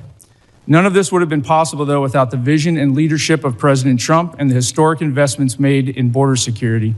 The One Big Beautiful Bill, a $65 billion investment, is enabling CBP to modernize border infrastructure, deploy additional advanced technology, and to grow our workforce. Since January 2025, CBP is building smart wall at record levels. We're installing high-tech attributes where the Biden administration had shut it off. We're installing water barriers along the Rio Grande River, which denies criminals access to these routes. But that is not all. We're investing in technology at our ports of entry, non-intrusive inspection equipment, biometrics, and advanced surveillance to improve our ability to know what's coming into this country, the land, air, and sea, at and between the ports of entry.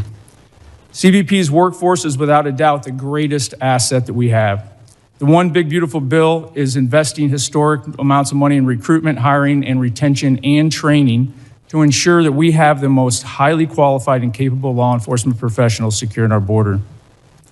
Due to the collaboration across all federal departments, the resultant record low encounters, CBP has been able to surge resources to support ICE's targeted enforcement operations across the nation. CBP is integrated with ICE and other partners to identify and remove dangerous criminals and others who remain in the country illegally. As recent events have demonstrated, though, our officers and agents are increasingly facing an unprecedented level of aggressive interference and intimidation when executing the laws that you have asked them to enforce. These attacks on federal law enforcement personnel are coordinated and well-funded. This is not peaceful protest. No law enforcement officer should be put at personal risk simply for doing the job that we have asked them to do. I thank you for your continued support of CBP's mission, and I look forward to answering your questions today. Thank you, Commissioner. I now recognize Director Edlow for 5 minutes to summarize his opening statement. Thank you, Mr. Chairman. Chairman Garbarino, Ranking Member Thompson, and members of the committee. It is an honor to speak to you about the priorities and progress of U.S. Citizenship and Immigration Services. I'm grateful for your partnership as we work together to uphold the rule of law, protect our citizens, and safeguard our homeland. Let me begin by expressing my appreciation to President Trump for his trust in me and to Secretary Noem for her leadership at the Department of Homeland Security. I'm proud to serve alongside a workforce that's deeply committed to advancing the President's agenda, protecting our communities, and restoring integrity to America's legal immigration system. As Director of U.S. Citizenship and Immigration Services, my vision has been straightforward and clear. Restore accountability to our immigration system and ensure that it serves the interests of the American people first and foremost. Today, I want to highlight some of our most significant accomplishments: ending the exploitation of immigration programs, putting American workers first, protecting our communities from public safety threats, protecting national security, and combating immigration fraud. Fraud isn't just a paperwork issue. It's a national security and public safety concern. Often those who wish to do us harm exploit weaknesses in our system. Over the past year, USCIS has made nearly 33,000 fraud referrals to law enforcement, a 138% increase over previous years. We conducted thousands of site visits to homes and workplaces and thousands of social media checks to ensure aliens aren't espousing anti-American sentiment. Moreover, our fraud detection and national security team completed over 21,000 investigations, identifying fraud in approximately 65% of those cases. In Operation Twin Shield in Minneapolis-St. Paul back in the fall, we uncovered marriage fraud, visa misuse, and student visa abuses, leading to denials of immigration benefits, arrests, and removal proceedings. This work led to Operation Paris, where we continue re-examining thousands of refugee cases in Minnesota, conducting thorough background checks and in-person reviews. We've also strengthened our vetting policies. If someone falsely claims U.S. citizenship to get a public benefit or try to vote, we hold them accountable through denial of citizenship or loss of immigration status. We've tightened screening to determine whether claimed marriages and family relationships are legitimate. And we've changed regulations to employment authorization is no longer automatically extended. Now we require more frequent renewals so that we can vet aliens more frequently and ensure that they deserve to remain in the country. Additionally, we've taken action to end the exploitation of immigration programs. Mass humanitarian parole programs were being abused by the prior administration. So we've restored them to Congress's original intent, allowing those benefits on a case-by-case basis.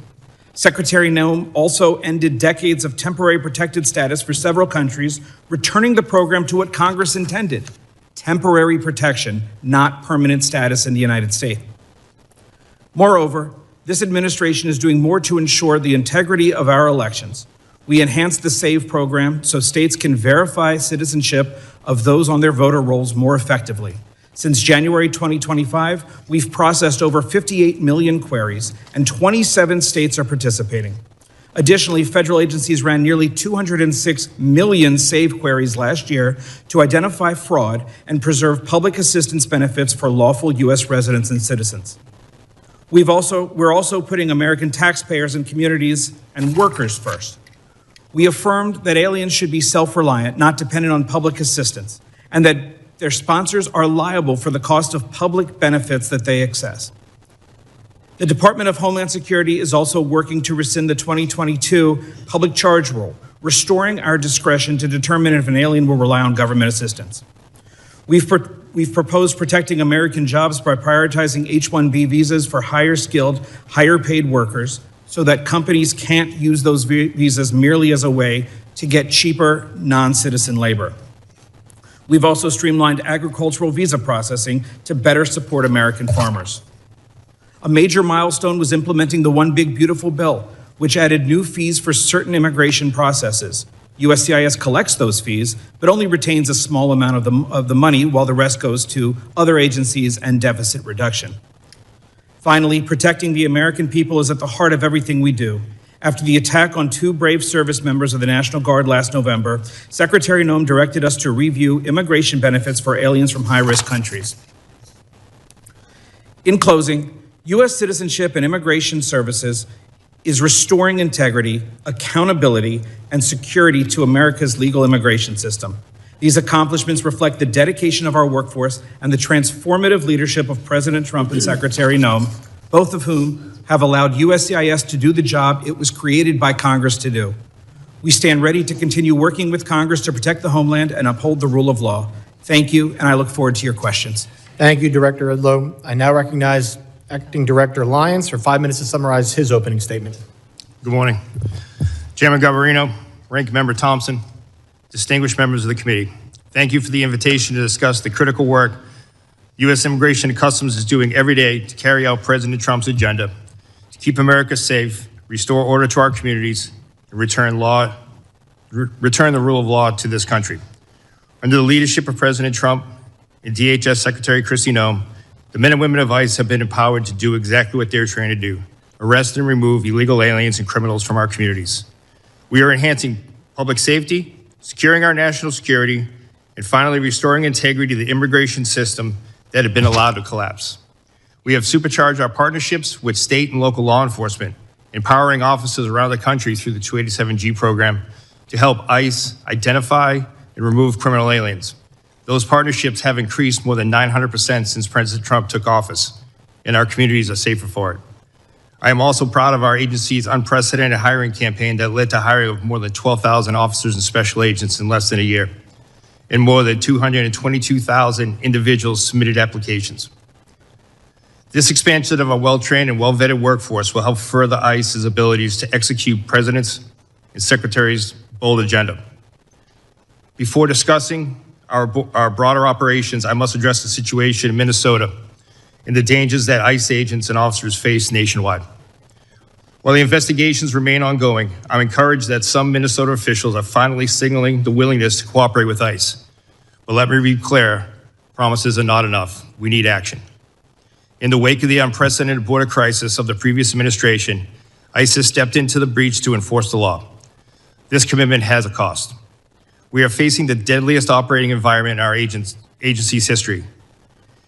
In fiscal year 2025, death threats against ICE personnel increased more than 8,000%. Assaults on officers have skyrocketed over 1,400%. One officer in Minnesota had his finger bitten off by a protester, egged on by elected officials characterizing our officers as the Gestapo of secret police. The families of ICE personnel have been made to feel unsafe in their homes. I know this firsthand because my own family was targeted. But let me send a message to anyone who thinks they can intimidate us. You will fail. Despite these perils, our officers continue to execute their mission with unwavering resolve, and we are only getting started. ICE remains committed to the fundamental principles that those who illegally enter our country must be held accountable. Since the beginning of the second Trump administration, we have achieved historic results. From January 20th, 2025 through January 20th, 2026, ICE has conducted nearly 379,000 arrests. Among those arrests were more than 7,000 suspected gang members and over 1,400 known as suspected terrorists. The president tasked us with mass deportation, and we are fulfilling that mandate. Thanks to the resources provided by this Congress, we are ramping up detention capabilities and removal flights daily. In the last year alone, we conducted over 475,000 removals. It's a brutal reality that criminal immigration today is organized by sophisticated, ruthless, transnational criminal organizations. These include cartels and transnational gangs President Trump has rightly designated as foreign terrorist organizations. The only way to defeat them is to destroy their revenue. Within Homeland Security investigations, our special agents are delivering critical outcomes in the fight against transnational crime. We are seizing fentanyl before it kills our children and dismantling the networks that poison our communities.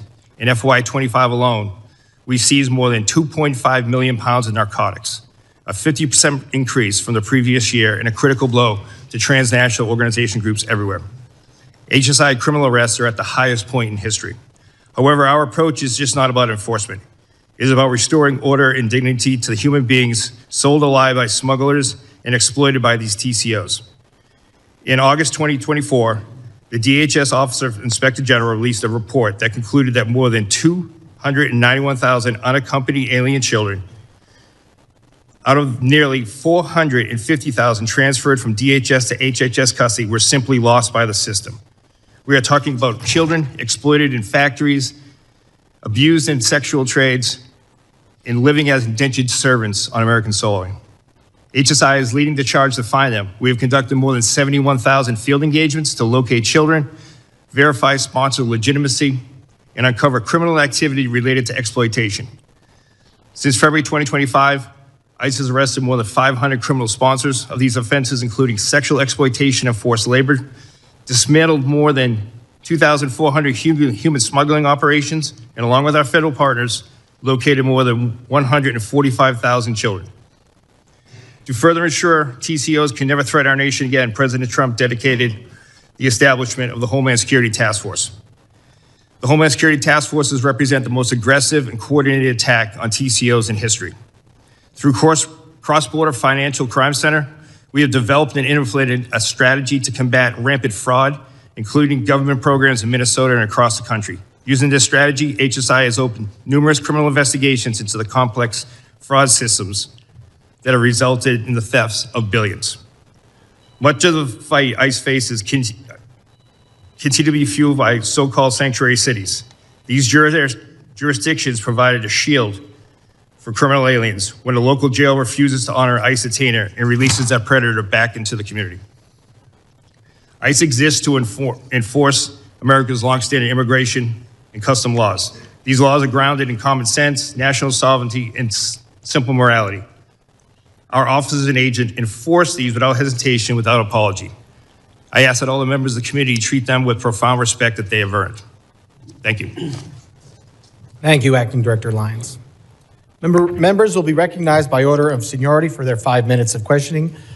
As we have when Secretary Noem was here, we're going to limit it to the 5-minute rule. I'm going to be strict on that for both sides. So do not be surprised if you go over, I gavel you down. I now recognize myself for 5 minutes of questions. Acting Director Lyons, I understand that you cannot discuss the details of the 2 recent shootings in Minnesota because they are subject of several investigations, including by the FBI, the Department of Homeland Security, and the DOJ Civil Rights Division. Once concluded, will you commit to providing the reports and findings of each investigation to this committee? Yes, Mr. Chairman, we're fully committed to give you the full and unabridged investigation and the outcome. Thank you. Commissioner Scott, can the committee have the same commitment from you? Yes, sir. Thank you both. Commissioner Scott and Acting Director Lyons, following this hearing in writing, I'd like to know what is the standard operating procedure for each of your agencies for an investigation when deadly force is used. Currently, Acting Director Lyons, are those procedures being followed for the 2 uses of deadly force in Minneapolis this past January? Yes, Mr. Chairman. Were those, and Commissioner Scott? Yes, sir, they are. Were the standard procedures followed from the beginning? Mr. Lyons? Yes, sir, they were. Mr. Scott? Yes, for CBP, they were as well. Thank you very much. We're obviously concerned about officer safety and have seen and heard about increasing threats and assaults against law enforcement. Director Lyons, are your officers trained regarding the difference between a protected protest and what is unlawfully impeding law enforcement? Yes, sir. Deportation officers and special agents are taught at the Federal Law Enforcement Training Center. They are taught in defensive tactics, personal safety, but as well as laws to include First, Second, Fourth, Fifth, 10th, 14th Amendment. The officers are trained before they go out into the field, and then while they're in the field. They are specialized training in disturbance control and other special tactics. Commissioner Scott, are your officers similarly trained? Yes, they are.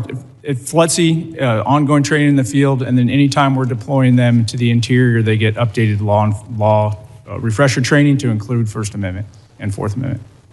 So I want to focus on the training here because with the historic investment in both ICE and CBP, there was a surge in hiring. I need to know, for these new hires, is the training different than what other agents and officers received before the hiring surge? Mr. Lyons, I'll let you start there. No, sir, it's not. The training was never, the meat of the training was never removed. The timeline was. We took training from 5 days a week, 8 hours a day, to 6 days a week, 12 hours a day. In addition to that, training is different in the fact that before officers even go to the Federal Law Enforcement Training Academy, there's pre-employment training, which we never had before. And on top of that, we've adapted our on-the-job training program, which is much like a city or state field training officer program that once they are removed from the Federal Law Enforcement Training Academy and have graduated, before they return to their field offices, they're assigned a field training officer, and that's continued on after that. So let me get this go. For ICE officers, the curriculum has stayed the same, but it's now a quicker training. The timeline has moved up? That's correct, sir. Okay, but the curriculum is the same? Yes, sir. All right. Commissioner Scott, can you talk about if there's been a change in training since the hiring surge? There's been no change in the training within Customs and Border Protection. Border Patrol agents go through a 117-day academy. The CBP officers go through a 103-day academy. That's actually training days. There's been no changes to that. So the only change that has been made is in our quarterly training. We've added scenarios based on what we most likely think they will encounter in the field. So we've actually added some of the protest type encounters as well. So there's been no change in the timeline either. Similar, ICE did that. You did not? No, we did not. Okay. And while this is nothing, because this is my last question, I'm sure. While understanding they are not suitable for every occasion, there's been a lot of talk about the use of deadly force. Are agents and officers equipped with and trained in the use of tasers or other less lethal alternatives to avoid the use of deadly force? And Mr. Director Lyons, I'll start with you, and then Mrs. Scott, you can finish. Yes, sir. Every deportation officer special agent are trained in secondary weapons, which include the taser, OC spray, and baton. They're trained. And those are made available. And they're equipped. Yes, sir. Mr. Scott? It's a similar answer that all of our agents have to carry a secondary weapon. They train at the academy, and then they go through quarterly refresher training every 3 months. Okay, I appreciate it. I will have, I'm sure, for some follow-up questions today, and I will submit those to you in writing. But with that, I yield back, and I now recognize the ranking member for 5 minutes of questions. Thank you very much, Mr. Chairman. Mr. Lyons, how many ICE agents have cameras as of today? Sir, as of today, more than 3,000 ICE officers have cameras that are active in the field, with another 6,000 being deployed, sir. So how many in the field? How many ICE agents are in the field as of today? Oh, I'm sorry, sir. Agents in the field today? You said agents in the field. I'm just trying to get the number of ICE agents who have cameras on their body as of today. Approximately 3,000, sir. 3,000 out of how many? Out of approximately 13,000, sir, that are in the field. So you have 3,000 out of 13,000 who have cameras? Yes, sir. Mr. Scott? I don't have the actual number in front of me right now. It's about 10,000. We're building that program out as we speak. 10,000 out of how many? out of about 67,000. But the catch there is the ports of entry, we have significant video. Nope. I don't want to go to ports of entry. I just want to know how many cameras right now do you have on your agents? When you say agents, Border Patrol agents, there's about 10,000. 10,000 out, 10,000 out of how many? Out of 20,000 Border Patrol agents. So half of them. Approximately, yes. So I'll give you a chance to look at that, since you said approximately, and get back to the committee on what's the accurate number. Not how many you're purchasing, how many as of this day. Understood, and I will get you that number. Thank you. Mr. Lyons, what's the regular timetable of training an ICE agent? Sorry about that, sir. Right now, the training is approximately 47 days at the Federal Law Enforcement Academy. Overall training is about 3 months, sir. So you went from 3 months to 47 days? No, sir, the whole total training to include the pre-employment training and then the OJT program is 3 months. And 47 days in the Federal Law Enforcement Training Academy. So they go to Flexi for 47 days or for 3 months? No, sir. You asked for the total training time. The total training time now is a combined 3 months, sir, with 47 days at the Federal Law Enforcement Training Academy. So you didn't reduce the timeline for any of the ICE agents to come on board? We reduced the timeline for the previous certified federal law enforcement officers or special agents, where we went to the ones who are already trained in firearms and defensive tactics and criminal procedure. We adapted to a shorter program so they would just have the extensive Immigration Nationality Act training, immigration law, and ICE-specific training. So if you hired somebody for ICE today, how much training would they receive before they become a full-time agent? So for a person off the street who has never been a law enforcement officer, they're looking at approximately 3 months of training, sir. And the 47 days is for who? That is for everyone that hasn't, who's never worked for ICE, sir. So you could have someone that's a Capitol Police officer. They would not have to go through extended training for when it comes to defensive tactics, firearms, et cetera. They would have to go through the rigorous immigration training, which unfortunately immigration law is just as confusing and long as tax code, which we have to ensure that we devote that extensive time to. Thank you so much. But yes, sir. Would you provide the committee with the timeline? Yes, sir. We will provide you. Some of us understand it's 47 days. Yes, sir. We will provide you. You're telling us it's 3 months. From the beginning, sir, when they go ahead and come on pre-employment training to the OJT program afterwards. But we will provide the committee with the full breakdown. For Mr. Lyons and Mr. Scott, over the past several weeks, the president has made a series of comments regarding the midterm election. The president has urged my Republican colleagues in Congress to nationalize elections. Now, are you involved in any planning on guarding precincts in this country as of today? Mr. Scott? No, sir. Mr. Lyons? No, sir. So there's no information? You've not been asked to start deploying people for areas anywhere? No, sir. Well, thank you very much. Mr. Lyons, I'll get it in writing, Mr. Chairman. I'm going to follow your directions on that. Gentleman yields back. Thank you, Ranking Member. I now recognize the gentleman from Texas, Mr. McCall, for 5 minutes of questions. Thank you, Mr. Chairman. A decade ago when I chaired this committee, Mr. Thompson and I passed a bill to authorize ICE into law. It was a bipartisan effort. It passed the House overwhelmingly, both Republican and Democrat. A decade later, here we are. The Dems have called to abolish ICE. Now they're trying to shut it down.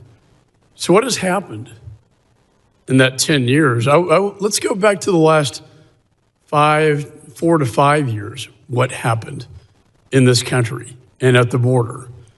As someone who lives in the border state of Texas, we saw the most dangerous wide open border that I've seen in my 22 years in Congress. 10 to 12 million people, and that's what we know about. I think it's far greater, came into this country. Many of them dangerous, violent criminals, some known or suspected terrorists, which I find extremely dangerous. That's why I served as an impeachment manager for Mayorkas, because he violated federal law. The federal statute says, as a former federal prosecutor, I know this, shall detain aggravated felons. What did Mayorkas do? He told his agents, that's discretionary. You can release them. As a result, we had tens of thousands of aggravated felons left on the streets of America to roam freely, not to mention the human and sex trafficking of children, Mr. Lyons, as you pointed out. So what is the administration trying to do? They're trying to remove a public safety threat from the United States of America. That is their job.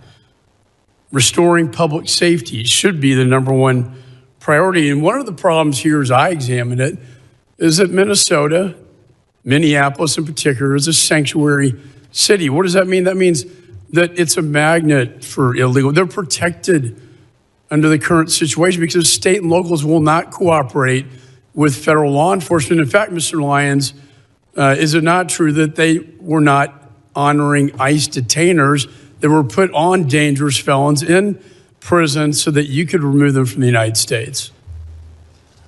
That is correct, sir. The detainers were not honored at the local level in Minneapolis. This is the number one violation. In addition, the rhetoric on the left led to over 1,000% increase in assaults on ICE officers, an increase of over 8,000 of death threats to them. All this created a perfect storm for our officers being thrown into this situation. And then Agent Bovino came into the picture, and I would argue, in fairness, that he escalated the situation by the way that was handled. Your officers are not trained to effectuate crowd control. They are trained to move in surgically, go in and remove these dangerous, violent criminals from the United States of America. I've called for de-escalation after the two deaths, the two shootings that took place. I believe that these roving patrols should be done at the border rather than in the major cities of the United States. So when the president decided to remove Agent Bovino and put in Tom Homan, who I've known for years, a consummate professional, law enforcement professional, I commended the president. And what has been done since Mr. Homan came into the job? We now have targeted law enforcement operations. He is returning to the original mission of ICE. He is working with state and locals to do the crowd control. He is getting them to honor the ICE detainers. He is also getting the body cameras put on them. And the roving patrols, in his words to me, should be done at the border, not in major cities. My question to you, Mr. Lyons, is Mr. Homan now, are his operations in Minneapolis now bringing the situation under control? So we've seen a de-escalation in the fact that the protests, while they still go on, have subsided, and ICE has been allowed to do their targeted, intelligence-driven enforcement operation. Just the other night, local authorities arrested 54 protesters at the local level where ICE officers did not have to be engaged in that. My final question to you, do you believe the model that Mr. Homan is now setting in Minneapolis should be a model for the nation? Gentleman's time is expired. If I could allow the witness to answer. I understand that, but I'm holding I'd like on the record an answer, Mr. Chairman. Do you agree that Mr. Homan's model is one for the nation?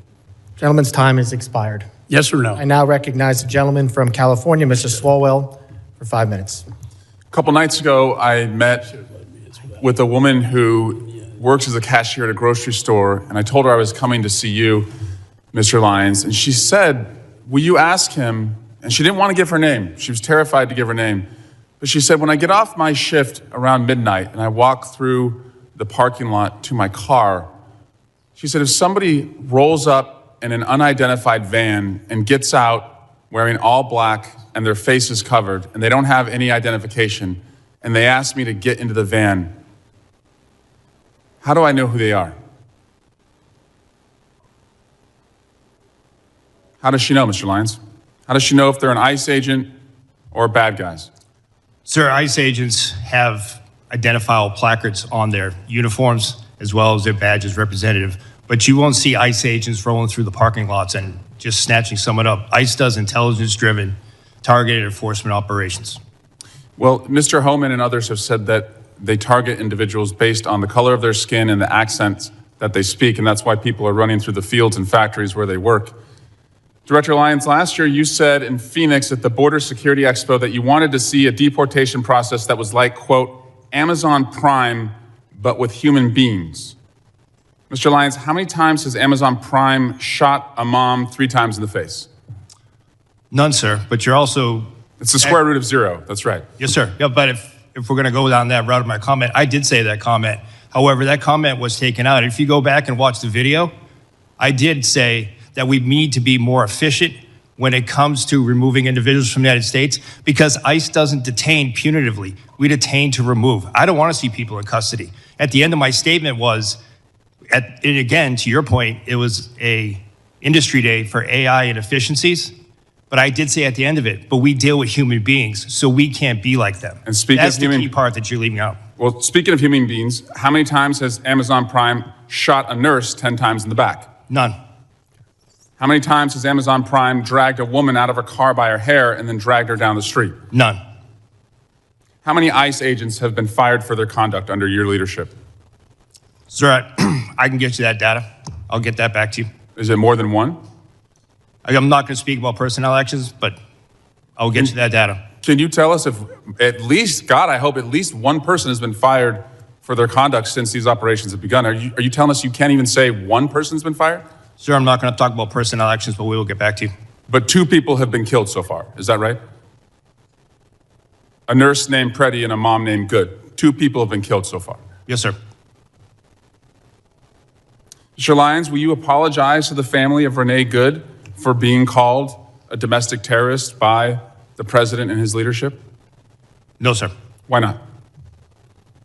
Sir, I welcome the opportunity to speak to the family in private, but I'm not going to comment on any active investigation. Is she a domestic terrorist? Sir, I'm not going to comment on the investigation. And the president and Secretary Noem are elected officials. That's their right to their comments. But as career law enforcement, we won't speak to any. Do you agree with their comments? Sir, I'm not going to go ahead and talk about any ongoing investigation.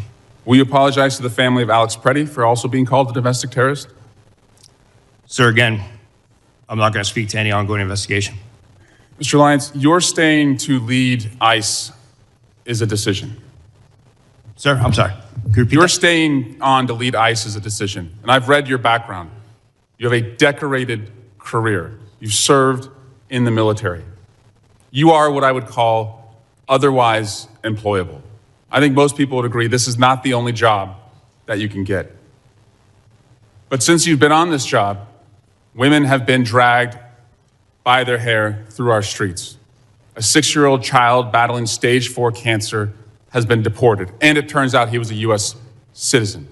People are running through the fields where they work.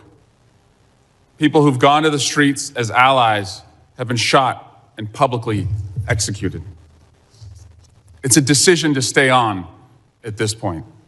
And considering your honorable service in the past and the dishonorable acts that those who have worked for you have conducted, and the disgraceful statements that the leadership above you have said, you now have a decision. Will you stand with the kids who you're supposed to protect, or will you side with the killers bringing terror to our streets? Mr. Lyons, will you resign from ICE? No, sir, I won't. Why not? Because, sir, that child that you're showing right there, the men and women of ICE took care of him when his father abandoned him and ran from law enforcement. Time has expired. You never should have gone into Gentleman's time has expired. I recognize the gentleman from Mississippi. Mr. Guest for 5 minutes. Thank you, Mr. Chairman. Mr. Chairman, we stand on the verge of a second Democrat shutdown of the United States Department of Homeland Security just within the last 90 days. The Department of Homeland Security employs 260,000 men and women across 22 different agencies. Those agencies include 63,000 men and women who work for CBP, 60,000 who work for TSA, 22,000 for FEMA, 18,000 who works for USCIS, almost 50,000 civilian and military employees with the United States Coast Guard, 7,800 Secret Service employees, 2,500 CISA employees, and over 8,000 agents and analysts with the Department of Homeland Security investigation who perform a crucial function to protect and serve this country. This second government shutdown, led by my friends on the Democrat side of the aisle, will leave our country less safe. Don't just take my word for it. Let's look at the words of the Biden administration. President Biden and Kamala Harris, Department of Homeland Security, in September of 2023, as the nation faced a potential government shutdown, they issued a fact sheet. That fact sheet is entitled "The Impact of Government Shutdown on the DHS Workforce." This fact sheet says this. It says DHS workforce is comprised of extraordinary public servants who safeguard this nation. It goes on to say any lapse in federal funding would disrupt this vital work, leaving Americans less safe as a result. Those working without pay include law enforcement, conducting such acts as seizing illegal narcotics like fentanyl, combating child exploitation and child predators, identifying and arresting human trafficking, responding to natural disasters, preventing cyber attacks, and protecting U.S. government leaders. And so I ask you, gentlemen, as we are once again on the verge of a shutdown of the Department of Homeland Security, if the Democrats take us to the edge, if they refuse to sign a CR, if once again the men and women who serve under your leadership, if they are once again not paid, I ask you, how will that impact our nation? Will America be more safe, or will America be less safe if we are once again led into a government shutdown by the Democrat Party? Mr. Scott.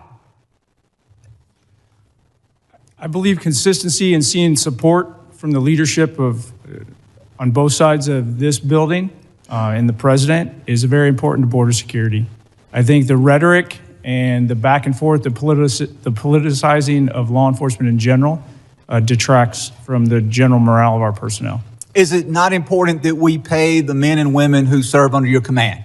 It's critically important. And in a government shutdown, the bills don't stop, do they not? The bills continue to accrue. Correct.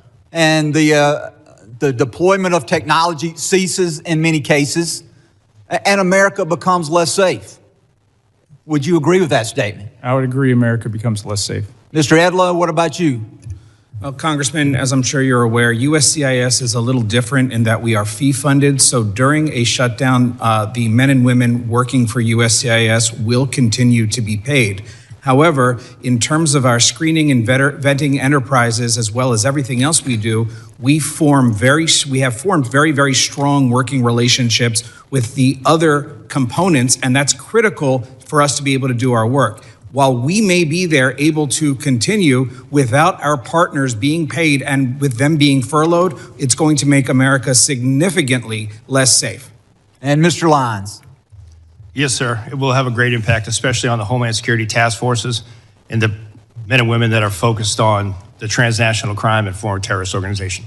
Mr. Lyons, very quickly, we've had many members of this committee who have made allegations. The Democrats have once again taken the mantle of the party to defund the police and abolish ICE. Do you wish to take my last few seconds to speak about the consequences that has on the men and women that you serve? The men and women of ICE are sworn law enforcement officers who are dedicated to their mission to protect the United States. Thank you, Mr. Chairman. I yield back. Gentleman yields back. I now recognize a gentleman from California, Mr. Correa. 5 minutes of questions. Thank you, Mr. Chairman. I want to welcome our witnesses today. Gentlemen, wanted to start out by talking a little bit about my district, Southern California, Disneyland. Southern California is the center of manufacturing for the United States. California, biggest ag state in the Union. California, also, big donor, taxpayer dollars to the United States. President Trump got elected on the promise to deport the worst of the worst. Your numbers, Mr. Lyons, less than 14% of those arrested by ICE first year, 2025, had charges or convictions of violence. 70% of those deported had not even a traffic ticket. Mr. Lyons, I think we're all patriots, but I'm trying to figure out how, this is a question to you, sir, how deporting a nanny makes our nation safer, stronger, how trying to deport the father of 3 Marines make this country stronger, how deporting the parents of a number of Marines at Camp Pendleton makes this nation stronger. Sir, thank you for your welcome, first off. Just to address your the numbers with the 14%, sir, that's 14% that are listed as violent criminal felonies. However, what's left out of that is the fact that what's left off that list. Those 70% that don't have a traffic ticket and deported, how has that made our nation stronger? Sir, if you look at what ICE has done, more than 60% of every individual that is in ICE custody has a pending or a conviction on a criminal charge. Not to count. Sir, let me move ahead. I only have 3 minutes, and we'll talk later. Let's talk about American citizens. Again, back home. Young people asking me, what do I have to carry with me so I won't be deported?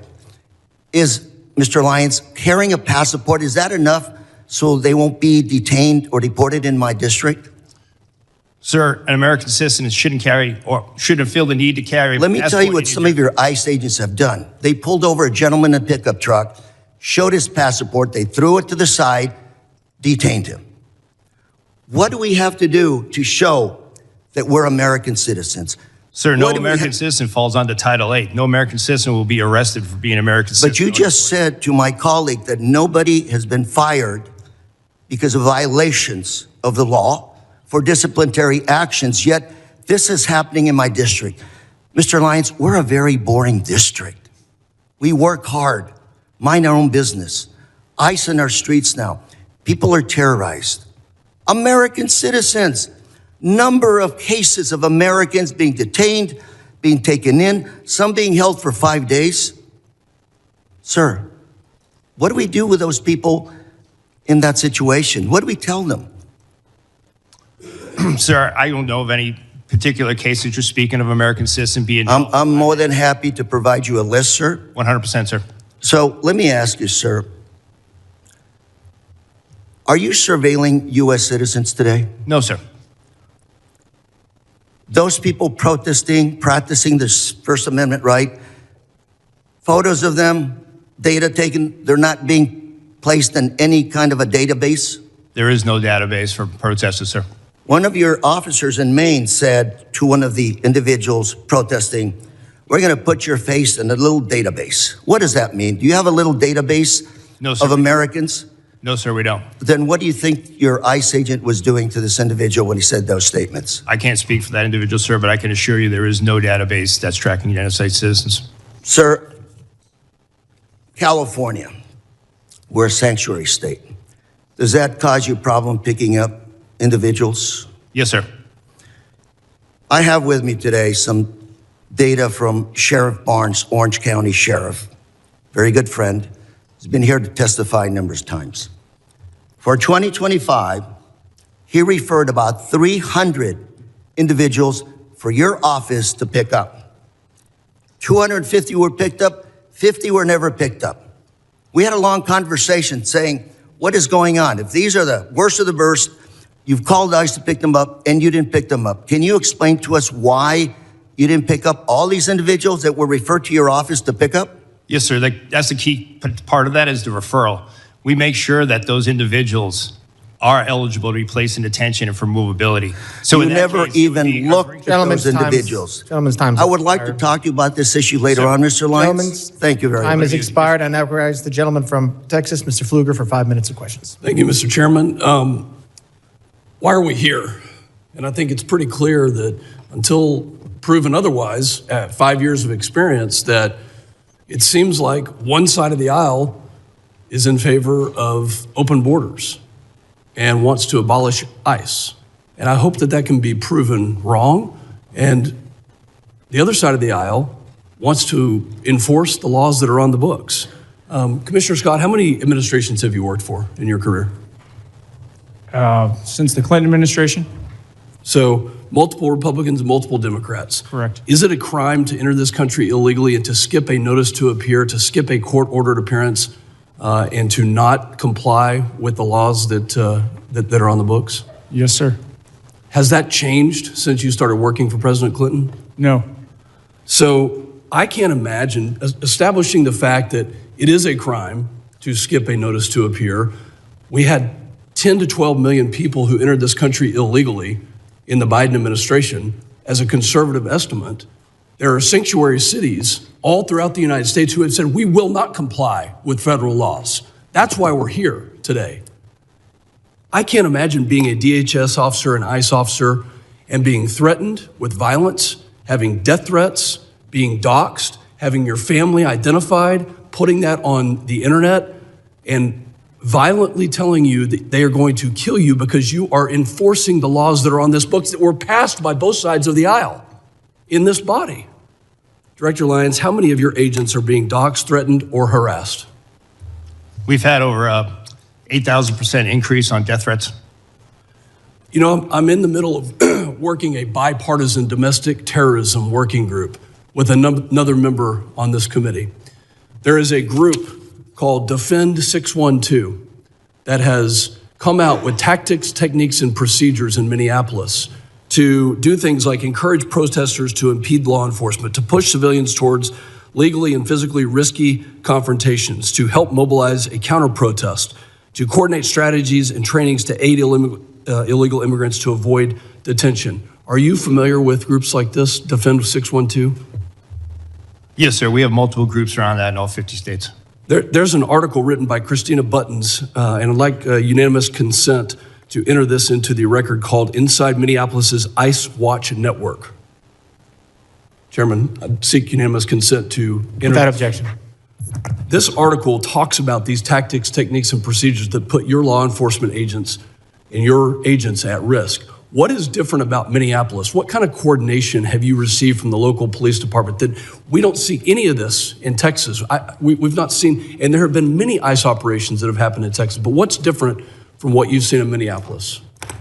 Unfortunately, sir, in the beginning of the Minneapolis operation, we didn't see any cooperation at the state or the local level, whether it be from the Minneapolis Police Department or the Minnesota State Police, which led to ICE officers and agents, as well as our other federal partners, pretty much having to defend themselves from whatever impediment, riots, or protests. Were they told by local elected officials not to cooperate? Yes, sir. Is that because they're a sanctuary city? I'm assuming that's in what it is, part- sir, but I can't speak to the mind of those elected officials, but they were ordered not to stand down. How did it make you feel as somebody who carries out the laws that this body has passed when you hear the mayor of Minneapolis say F ICE? Oh, sir, I mean, from a morale standpoint, it hurts us to the fact that for decades, and I've worked since President Bush, ICE has always been in Minneapolis. We've always been in every major city and state. So it wasn't like it was a brand new thing. We've always been doing immigration enforcement. So that's demoralizing. Commissioner Scott, are you separating families? No. Tell me about when you served President Obama. Has anything changed in the policy of deportation? And how many people did President Obama deport?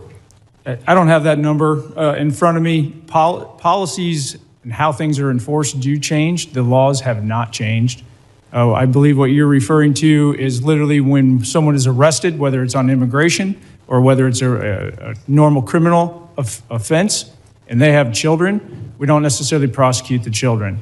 But when someone's deported, if they want to take their children with them, they have that right. We do not separate them. I hope that the other side of the aisle will read this article on Defend 612 and look at the tactics, techniques, and procedures. And if this is domestic terrorism, where we have a group that's on signal that is calling out agents and doing things to interrupt, intercede, and prevent law enforcement from carrying out the laws that this body passed, that you'll have the courage to call it domestic terrorism if it is that way. And I yield back. Gentleman yields back, and I now recognize the gentleman from Michigan, Mr. Panadar, for 5 minutes of questions. Thank you, Mr. Chairman, and good morning to our witnesses. Commissioner Scott, did the ICU nurse, Alex Preddy, deserve to die? I cannot comment on an ongoing investigation, sir. Do you believe that he deserved to die? Should he be killed by your agents? I'm not going to comment on an ongoing investigation, sir, before it's concluded and all the facts are available.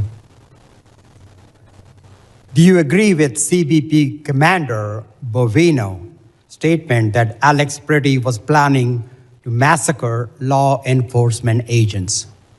I'm not going to comment on an ongoing investigation, sir. Director Lyons, did Renee Good deserve to die? Sir, I can't comment on ongoing investigations. Director Lyons, do you agree with Secretary Noem and Vice President Vance's characterization of Renee Good as a domestic terrorist? Sir, I can't speak to their comments as that they are their own, but as an ongoing investigation, I can't speak to that. Director Lyons, what did your agents mean when he said, "You raise your voice, I erase your voice"? In the video just that we have seen, all of us have seen. Sir, I'm not aware of that video that you have, sir. I can't comment on what that officer has said. Does that statement, if I show you the video of that, does that statement reflect the value of your agency? And does ICE respect and adhere to the First Amendment? Yes, sir, ICE does respect and refer to the First Amendment, but that doesn't respect, your statement that you said doesn't represent the values of the men and women of ICE. Commissioner Scott, does CBP respect and adhere to the First and Second Amendment? Yes, we do. Don't you agree that Alex Preddy had every right to exercise his First and Second Amendment freedoms before being shot in the streets by one of your agents? I believe every person in the United States has a right to their constitutional rights. Look, I have heard and seen enough. I'm just sick and tired of your agents running around in our cities, in our streets, causing illegal activities. ICE and CBP thugs are roaming our streets, attacking our communities, using our children as bait, referring to people as bodies and numbers, targeting people for their accents and the color of their skin, and killing American citizens, all while showing zero remorse for their actions.